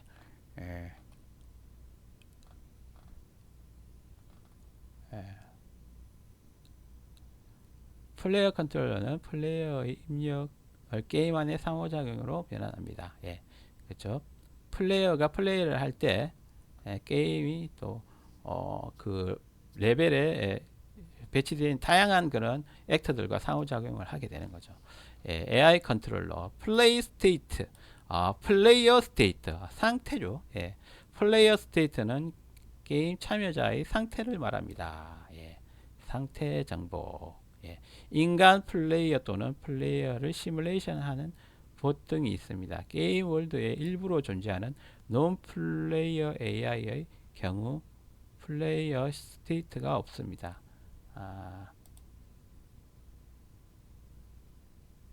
그냥 스태틱 쉽게 말해서 이렇게 정적인 그런 배치물들 그런 것들은 AI 스테이트가 플레이어 스테이트가 없는 거죠.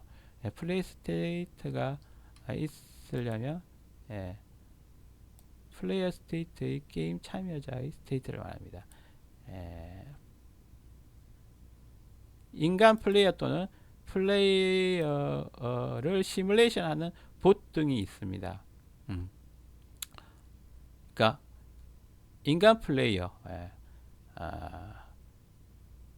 지금 내가 게임을 플레이하고 있는 플레이어, 그리고 온라인 플레이어, 그리고 AI 이런 애들은 NPC죠. 이런 애들은 플레이어 스테이트가 있습니다. 하지만 그 외에 뭐 AI가 적용되지 않은 그냥 배경 그런 오브젝트들은 이런 플레이어 스테이트가 없다는 거죠. 그냥 고정이니까요. 플레이어 스테이트에 포함되는 플레이어 정보는 다음과 같습니다. 이름, 현재 레벨, 체력, 점수, 깃발 뺏기, 게임에서 현재 깃발 들고 있는지 여부, 이런 정보들이 플레이어 스테이트 안에 또 들어가 있다고 하네요. 넘어가도록 하겠습니다. 게임 모드, 게임 모드가 또 있습니다. 게임 모드는 플레이어 중인 게임의 규칙을 설정합니다. 플레이어가 게임에 참여하는 방법, 게임의 일시 정지 기능 가능 여부, 승리 조건 등 특정 게임의 전용 행동, FPS냐, 시뮬레이션이냐, 또는 RTS냐, 이런 게임 모드를 어떤 설정할 수 있는 그런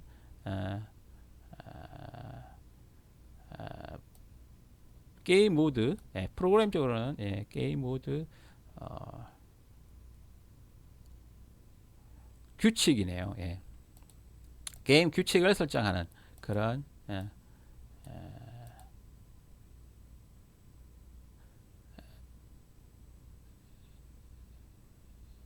게임 모드라는 이런 기능을 통해서 그 규칙을 설정할 수 있는 건데, 이 게임 모드가 우리가 아까 보여드렸는지 모르겠지만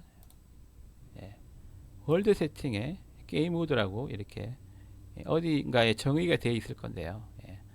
여기 보면 third person 게임 모드라는 게 있는데요. 이 게임 모드를 이것도 어떤 하나의 그런 미리 만들어진 그런 템플릿 같은 그런 것일 텐데요.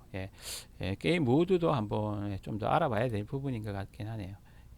이렇게 게임 모드를 미리 정해놓고 템플릿 같이 정해놓고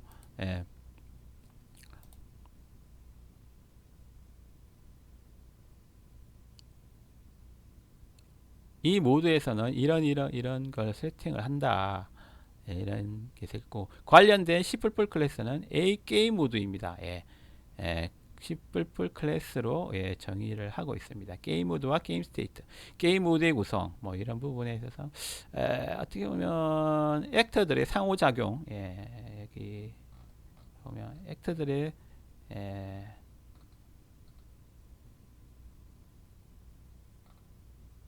그런 부분에서 인터랙티브 경험 제작 이쪽 부분에서 많이 또 알아볼 부분일 것 같아요. 액터들이 게임 상황에서 어떻게 상호작용을 할지 뒤쪽에 더 설명을 하도록 하겠습니다. 오늘은 용어에 대한 소개 위주로 일단 넘어가도록 하겠습니다. 브러쉬는 큐브, 구체와 같은 3D 쉐이프를 묘사하는 액터입니다. 레벨에 블러쉬를 배치하여 레벨 지오메트리를 정해야 할 수 있습니다. 이 블러쉬를 가지고 레벨을 그릴 수 있는 거죠. 근데 이 블러쉬가 종류가 여러 가지가 있는 거예요. 우리 그림판에서 보면 블러쉬가 동그란 블러쉬가 있고,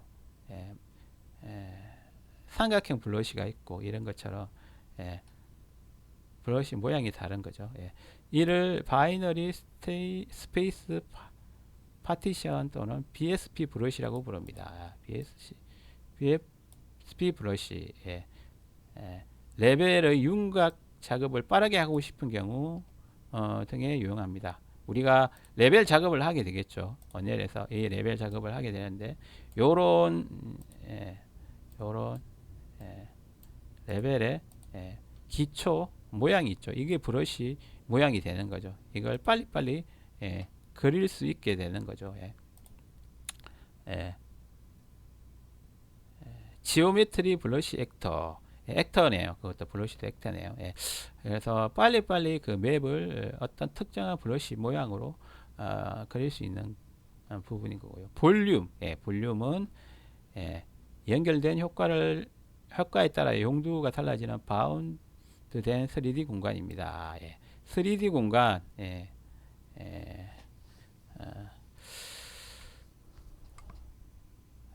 어떤 볼륨이 있냐? 블로킹 볼륨. 보이지 않으면 액터가 통과하지 못하게 막습니다. 우리가 벽이 없는데 액터가 거기 이상으로 넘어가지 못하게 할 수 있는 그런 볼륨들이 또 있는 거고, 페인 코징 볼륨. 오버랩되는 액터에 시간이 지남에 따라 데미지를 준다. 어떤 액터에게 영향을 주는데, 액터의 그 헬스 같은 그런 사람 캐릭터면 사람 캐릭터에 헬스가 있을 거잖아요. 이 헬스가 있는 사람이 뭐 벽 같은데 찍찍찍 끌린다고 생각하면 상처가 나고 피가 나고 그러면 액터가 데미지를 받겠죠.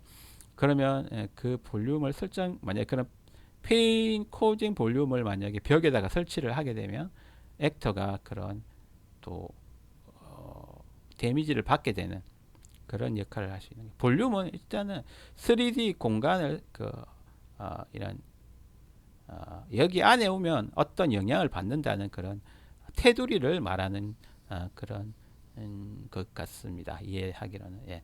볼륨 모양이 있겠죠. 뭐 사각형 볼륨도 있을 거고, 구체형 볼륨도 있을 거고, 길쭉한 뭐 소시지처럼 생긴 그런 볼륨도 있을 거고. 트리거 볼륨. 액터가 들어오거나 나갈 때 이벤트를 유발하도록 프로그램된다. 어떻게 보면 문이 있어. 문이 자동문이야. 근데 이 자동문이 열리게 하려면 그 문에다가 이 트리거 볼륨을 설치를 하면 캐릭터가 가다가 그 트리거 볼륨 안에 들어갔어. 그러면 문이 칙 열리게. 이렇게 맵과 상호작용을 할 수 있는 그런 트리거 볼륨 설치가 또 필요할 때도 있겠죠. 이런 부분에 어쨌든 이런 부분에 3D 그 공간상에서 그 테두리 같은 그런 공간을 지정해 줘야 되기 때문에 이런 건 어떻게 보면 그 볼륨이라는 그런 영어로는 볼륨이지만 한국말로 번역하면 어떤 최적 3D 공간상에 차지하는 면적, 그렇게 말할 수도 있겠네요. 이런 볼륨이라는 그런 것도 또 정의가 되어 있습니다. 레벨은 여러분이 정의하는 게임 플레이 영역입니다. 레벨에는 지오메트리면 그 지형이죠. 폰, 액터 등과 같이 플레이어가 보고 상호작용할 수 있는 모든 것이 포함됩니다. 게임은 어떻게 보면 그냥 영화와 다르게 플레이어가 이 레벨 월드랑 상호작용을 하게 되는 거죠. 그때 이 레벨 안에는 이런 지오메트리, 폰 액터 등이 포함되어질 수 있다는 그런 의미겠죠. 예. 언리얼 엔진의 각 레벨은 별도의 UMap 파일로 저장합니다. 언리얼 맵, 맵이랑 어떻게 보면 레벨이랑 같은 말이에요. 레벨은 클래스명으로 레벨이라고 명명을 한 거고, 일반적으로는 보통 맵이라 그러죠. 예. 레벨 에디터에서 이 레벨을 생성하고 지우고 추가하고 월드에다가 여러 개의 레벨도 또 깔기도 하고 그 레벨들을 또 스트리밍 하기도 하고, 예, 이런 레벨 작업을 또 하게 됩니다. 예, 뒤쪽에 또 가게 되면 버추얼 월드 제작 시간에 이 레벨을 한번 생성도 해보고 거기에다가 오브젝트들도 또 배치를 해보는 그런 시간을 가져보도록 하겠습니다. 월드의 마지막 용어입니다. 월드는 게임을 구성하는 모든 레벨이 담겨져 있는 컨테이너입니다. 레벨 안에 지오메트리 폰 액터들이 들어가 있고 또 이 월드는 이 레벨들 여러 개를 또 포함할 수 있는 그런 컨테이너 그릇이라고 보면 되겠죠. 월드는 레벨의 스트리밍과 스트리밍은 우리가 캐릭터가 지금 현재 있는 위치의 레벨에 집중을 하면 되잖아요. 나머지 만약 큰 레벨이라면 나머지 레벨 부분은 사실 안 그려도 상관은 없잖아요. 그걸 캐릭터의 움직임에 따라서 그려질 레벨과 안 그려질 레벨을 구분해서 관리할 수 있는 방법이 스트리밍. 우리 그 동영상이 앞에서부터 쭉 이렇게 뭐 유튜브 같은 데서 이렇게 그 동영상이 쭉 스트리밍 되잖아요. 그런 것처럼 캐릭터가 움직임에 따라서 그 레벨들이 스트리밍이 되는 거죠. 현재 레벨이 스트리밍이 되는 거죠. 이런 부분에는 어떻게 보면 한정적인 리소스를 가지고 큰 월드를 구성할 수 있는 그런 기법이 되는 거죠. 이런 부분은 상당히 최적화 부분에서 상당히 중요한 부분입니다. 그래서 월드는 레벨의 스트리밍과 다이나믹 액터의 스폰을 처리합니다.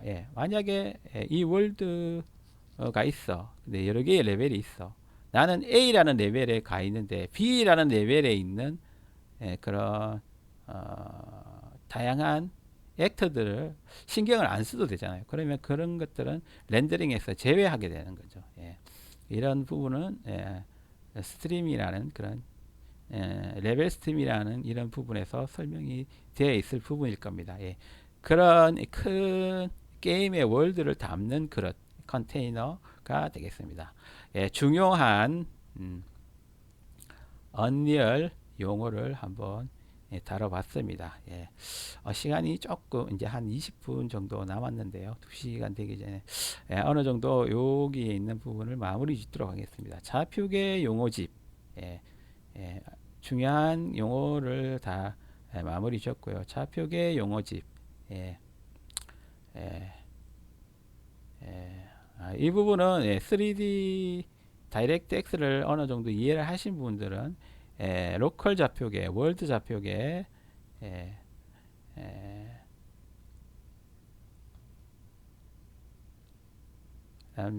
월드 좌표계, 뷰 좌표계, 또 프로젝션 좌표계, 스크린 좌표계 이런 부분에 대해서 많이 들어보셨을 것입니다. 이런 좌표계들의 변화는 매트릭스를 이용해서 행렬을 이용해서 변환이 되는 거죠. 3D 수학적인 개념인데요. 그런 부분을 좀 어느 정도 이해를 해야 됩니다. 로컬 좌표계는 물체 자체에 대한 그런 좌표계를 말하는 거. 월드 좌표계는 이 물체를 월드에 배치했을 때 어떤 위치에 가 있을 것인가 그런 걸 말하는 거고, 뷰 좌표계는 우리가 카메라로 봤을 때 어떻게 또 배치가 될 것인가. 클립 좌표계는 이거는 투사 우리가 그 투사 방식이 있어요. 호모지니어스한 방식이냐, 프로젝션 이 비율이 적용된 그런 방식이냐에 따라서 이 클립이 또 달라지게 됩니다. 그래서 투사 행렬이 또 적용이 되는 거죠. 투사 행렬이 적용되면서 좌표계가 또 변환이 되는 거고, 그리고 최종적으로 화면에서 보여지기 위한 스크린 좌표계, 뷰포트 이런 것들이 설정이 되게 되어 있습니다. 자세한 구현 같은 경우에는 소스를 봐야지 설명할 수 있는 부분인데요. 실제로 3D 다이렉트 3D를 이론적으로 좀 깊게 파신 분들은 이런 부분에 대해서 이해하고 넘어가는 부분이 되겠습니다. 만약에 엔진 제작, 게임 제작은 아니고 엔진 제작에 관심이 있는 분이시라면 이런 좌표계 또 좌표 변환에 대한 그런 수학적인 그런 방법론 이런 부분을 많이 알아야 될 겁니다. 벡터와 행렬 상당히 많이 사용되는 부분이죠. 이런 부분은 다이렉트 X 이론 서적이라든지 수학 서적을 좀 참고하셔서 이해해 주시면 되겠습니다. 툴과 에디터, 언리얼은 툴이 통합된 그런 실행 파일입니다.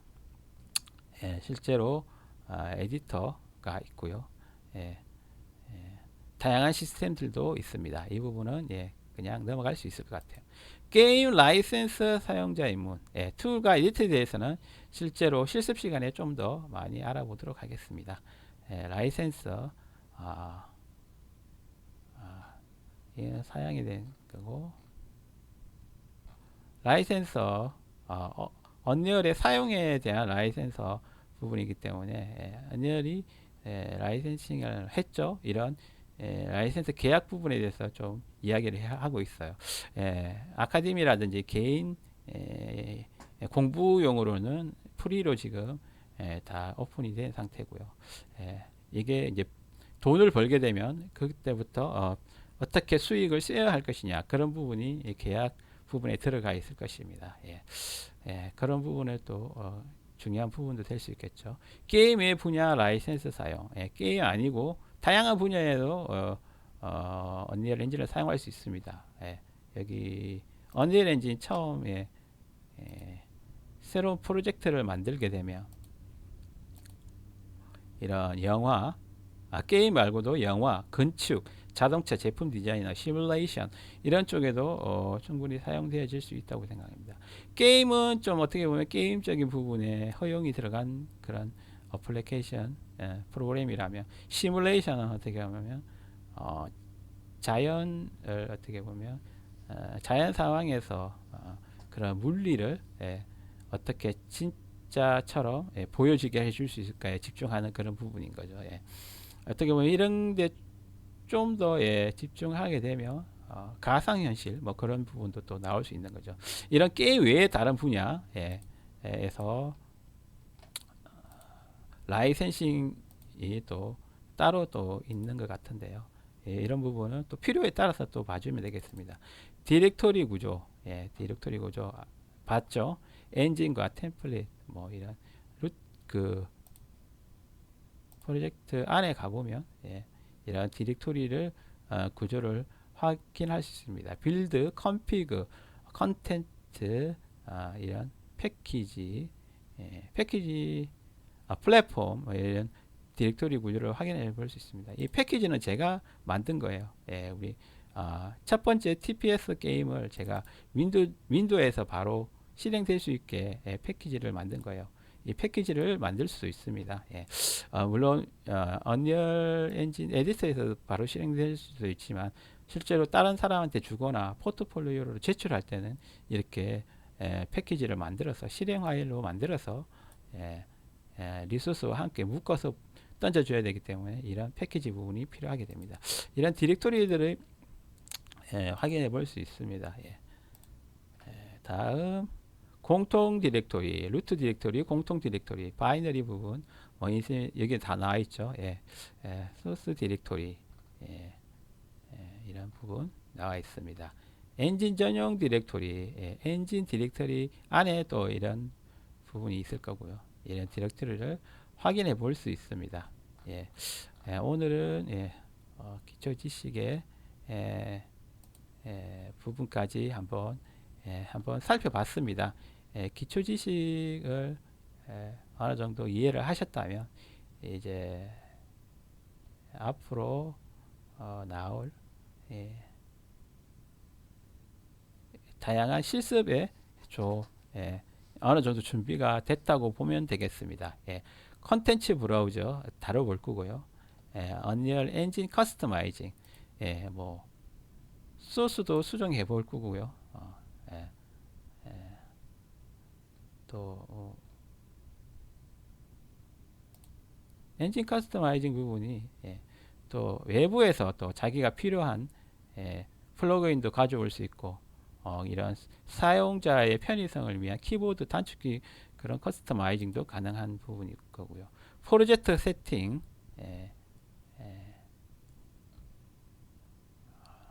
환경 설정 부분 설명이 되어 있습니다.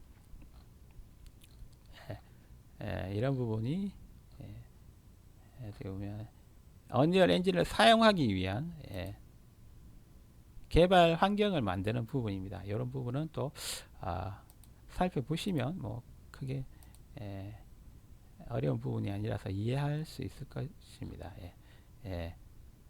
세팅, 커스터마이즈 할 수 있는 부분이 많습니다. 이런 부분은 필요에 따라서 우리가 하나씩 또 세팅해 보도록 하겠습니다. 그리고 프로젝트 및 템플릿, 우리가 처음 시작했을 때 봤죠. 이미 만들어져 있는 템플릿들이 있습니다. 예제로 만들어진 템플릿들이 있습니다. 그런 부분을 활용할 수 있는 그런 기회도 가져볼 거고요.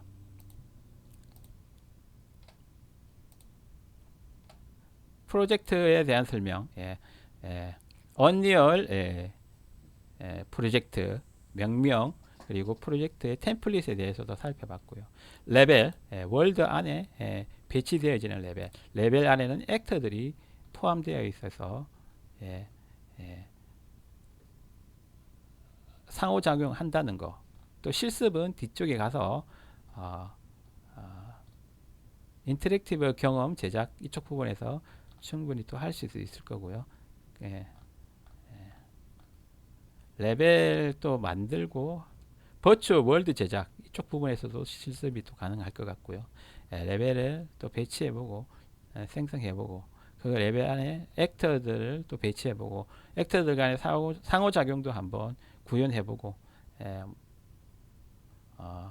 블루프린트도 한번 적용해보고 이런 부분들이 실습을 통해서 또 이루어질 겁니다. 에셋 및 콘텐츠 백, 다양한 그런 활용할 수 있는 자원들이 많습니다. 예제 자원들, 언리얼에서 지원하는 예제 자원들, 템플릿도 하나의 예제죠. 그리고 스타트 패키지라고 해서 우리가 쉽게 처음 시작하는 사람들이 쓸 수 있는 다양한 그런 시작 그 에셋들도 지원하기 때문에 그런 부분을 또 사용해 볼 수 있습니다. 액터 및 지오메트리, 액터에 대한 이해를 했었죠. 액터 배치, 실습을 통해 또 알아볼 거고요. 그 액터의 특성 있는 기능을 추가하기 위해서 컴포넌트를 또 넣을 수가 있겠습니다. 다양한 액터, K-팝 춤을 잘 추는 엉클준 액터를 만들 수 있고, 또 힙합 춤을 잘 추는 스미스 요원을 또 만들 수도 있겠죠.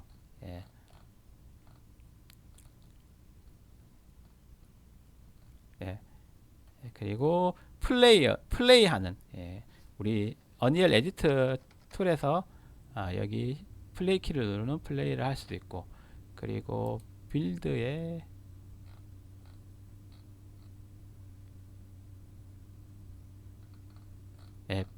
아까 전에 패키지처럼 여기 안에 월드 안에서 플레이도 가능하지만 에, 어니얼 에디터 안에서도 뷰포트에서도 플레이가 가능하지만 다른 또 어, 사람들에게 배포용으로 패키징을 해서 실행 파일로 또 실행이 가능한 그런 사항도 됩니다. 그래서 플레이와 시뮬레이션 부분도 가능할 거고요. 예.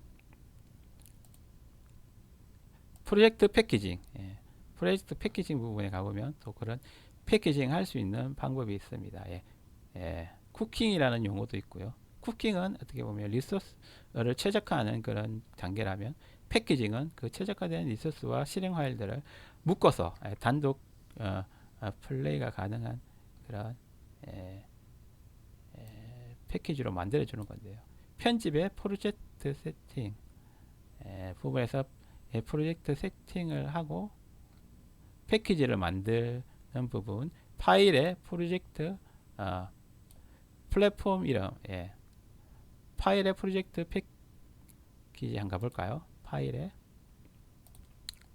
파일의 프로젝트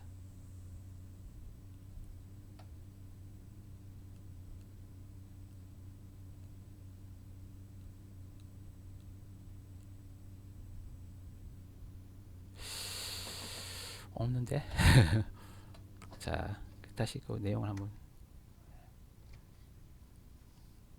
프로젝트를 특정 플랫폼용 패키지로 만들려면 에디트의 메인 메뉴에서 파일의 프로젝트 패키지, 파일의 프로젝트 패키지를 제가 했던 부분인데 외우고 있지 않아서, 파일의 프로젝트 패키지,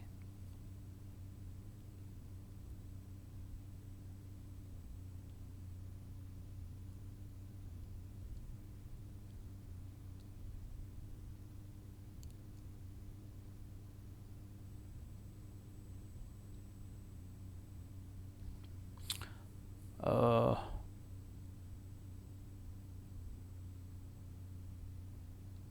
아니요. 이쪽을 한번 확인하고 가야 될 것 같아요. 패키지 만들기 부분에서 이 문서를 활용해서 패키지를 또 만들 수 있습니다. 예.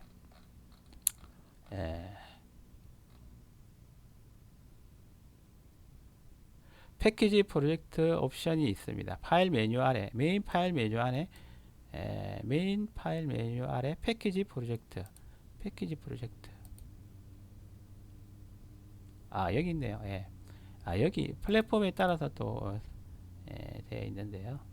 패키징 세팅,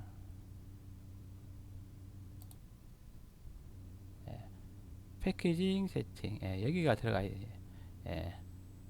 패키징 세팅, 이렇게 세팅을, 패키지에 대한 세팅을 하고 어,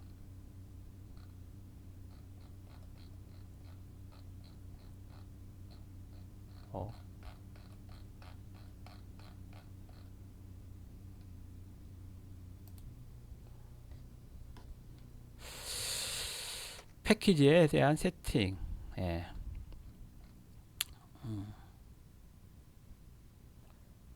메인 파일 메뉴 아래 패키지 프로젝트, 프로젝트 패키징이라는 옵션이 있습니다. 그 서브 메뉴에는 패키지를 만들 수 있는 대상 플랫폼이 전부 표시됩니다. 패키징 프로젝트 패키징, 이게 지금 버전이 문서가 조금 다를 수도 있어요. 버전이 최신 버전 5.11 버전이기 때문에 문서가 현재 버전과 좀 다르게 작동될 수도 있는데, 여기서 패키징 세팅, 프로젝트 윈도우즈, 여기 있네요. 윈도우즈에 프로젝트 패키징, 프로젝트를 패키징 하고 싶으면 이 메뉴를 열면 됩니다. 그러면 패키징, 제가 사용했던 패키지가 퍼스트 FPS TPS라는 그 명명을 해서 패키지를 만들었어요. 이미 만들어 놓은 게 있죠. 제가. 그래서 여기 플랫폼에 안에 보면 윈도우즈 또는 이런 iOS, 안드로이드 다양한 그런 플랫폼이 있는데요. 그 중에서 제가 윈도우즈용으로 배포하고 싶으면 윈도우즈 그리고 그 전에 패키징 세팅 부분을 또 세팅해 주고요. 윈도우즈에서 프로젝트 패키지 쿠킹을 하고 패키지를 만들면 쿠킹은 필수는 아닌 것 같아요. 해보니까 패키지만 해도 실행은 되더라고요. 그래서 패키징에서 이름을 패키징 테스트 테스트 이렇게 하든지 아니면 패키지 이렇게 해서 그 디렉토리를 설정하게 되면 여기 제가 퍼스트 TPS 이 프로젝트 안에 패키지라는 이 디렉토리 안에 제가 만들었거든요. 윈도우즈용으로 FFR 그런 패키지를 만들었어요. 그래서 보면 실행 파일이 퍼스트 TPS라는 제가 설정한 그 프로젝트 명으로 엔진 필수 그런 파일들과 컨텐츠들하고 이런 부분들하고 포함된 하나의 그런 패키지 묶음이 만들어졌습니다. 이걸 실행하면 똑같이 3차원 TPS 이런 동영상이 실행이 됩니다. 실행이 되죠. 이렇게 그냥 단독으로 실행이 됩니다. 여기서 언리얼 엔진에서는 나가려면 물결 표시를 누르고 여기서 QUIT 이런 식으로 누르면 나가게 됩니다. 이런 싱글에서 플레이 될 수 있는 프로토타입 또는 포트폴리오 또는 예제를 이렇게 만들어낼 수가 있습니다. 이렇게 만들었습니다. 이렇게 해서 아주 기본적인 부분 언리얼 엔진의 그런 프로젝트 패키징까지 한번 다뤄봤고요. 소스 컨트롤 언리얼 엔진 개발하는 개발자들이 보통 퍼포스와 SVN이라는 소스 컨트롤 툴을 사용합니다. 그것에 대한 지원 부분을 또 설명해 뒀고요. 그리고 유니티를 위한 언리얼 엔진에 대해서도 또 설명해 뒀고 용어집 용어집은 A부터 Z까지 이렇게 또 인덱스를 만들어 놨네요. 사전처럼 사용할 수 있겠습니다. 이렇게 해서 오늘은 엉클준과 함께 언리얼의 기본에 대한 이해 어떻게 보면 기본에 대한 이해를 한번 살펴봤는데요.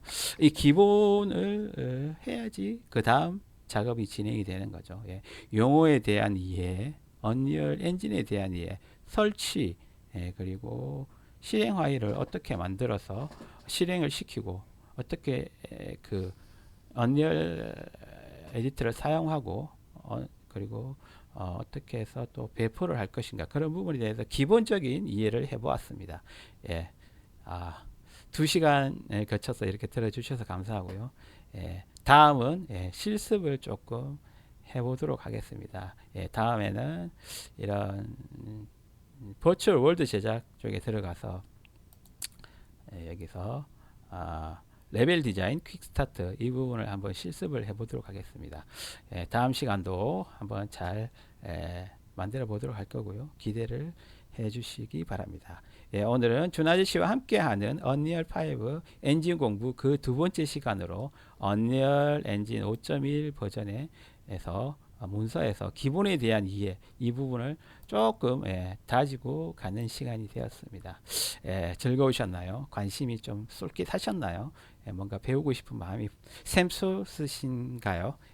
그렇다면 엉클준스 테크앤아트 TV 구독과 좋아요도 부탁드리겠습니다. 그리고 다음 시간에 또 실습을 통해서 또 좀 더 언리얼 엔진 5를 알아가는 시간을 갖도록 하겠습니다. 감사합니다. 엉클준이었습니다. 즐기세요.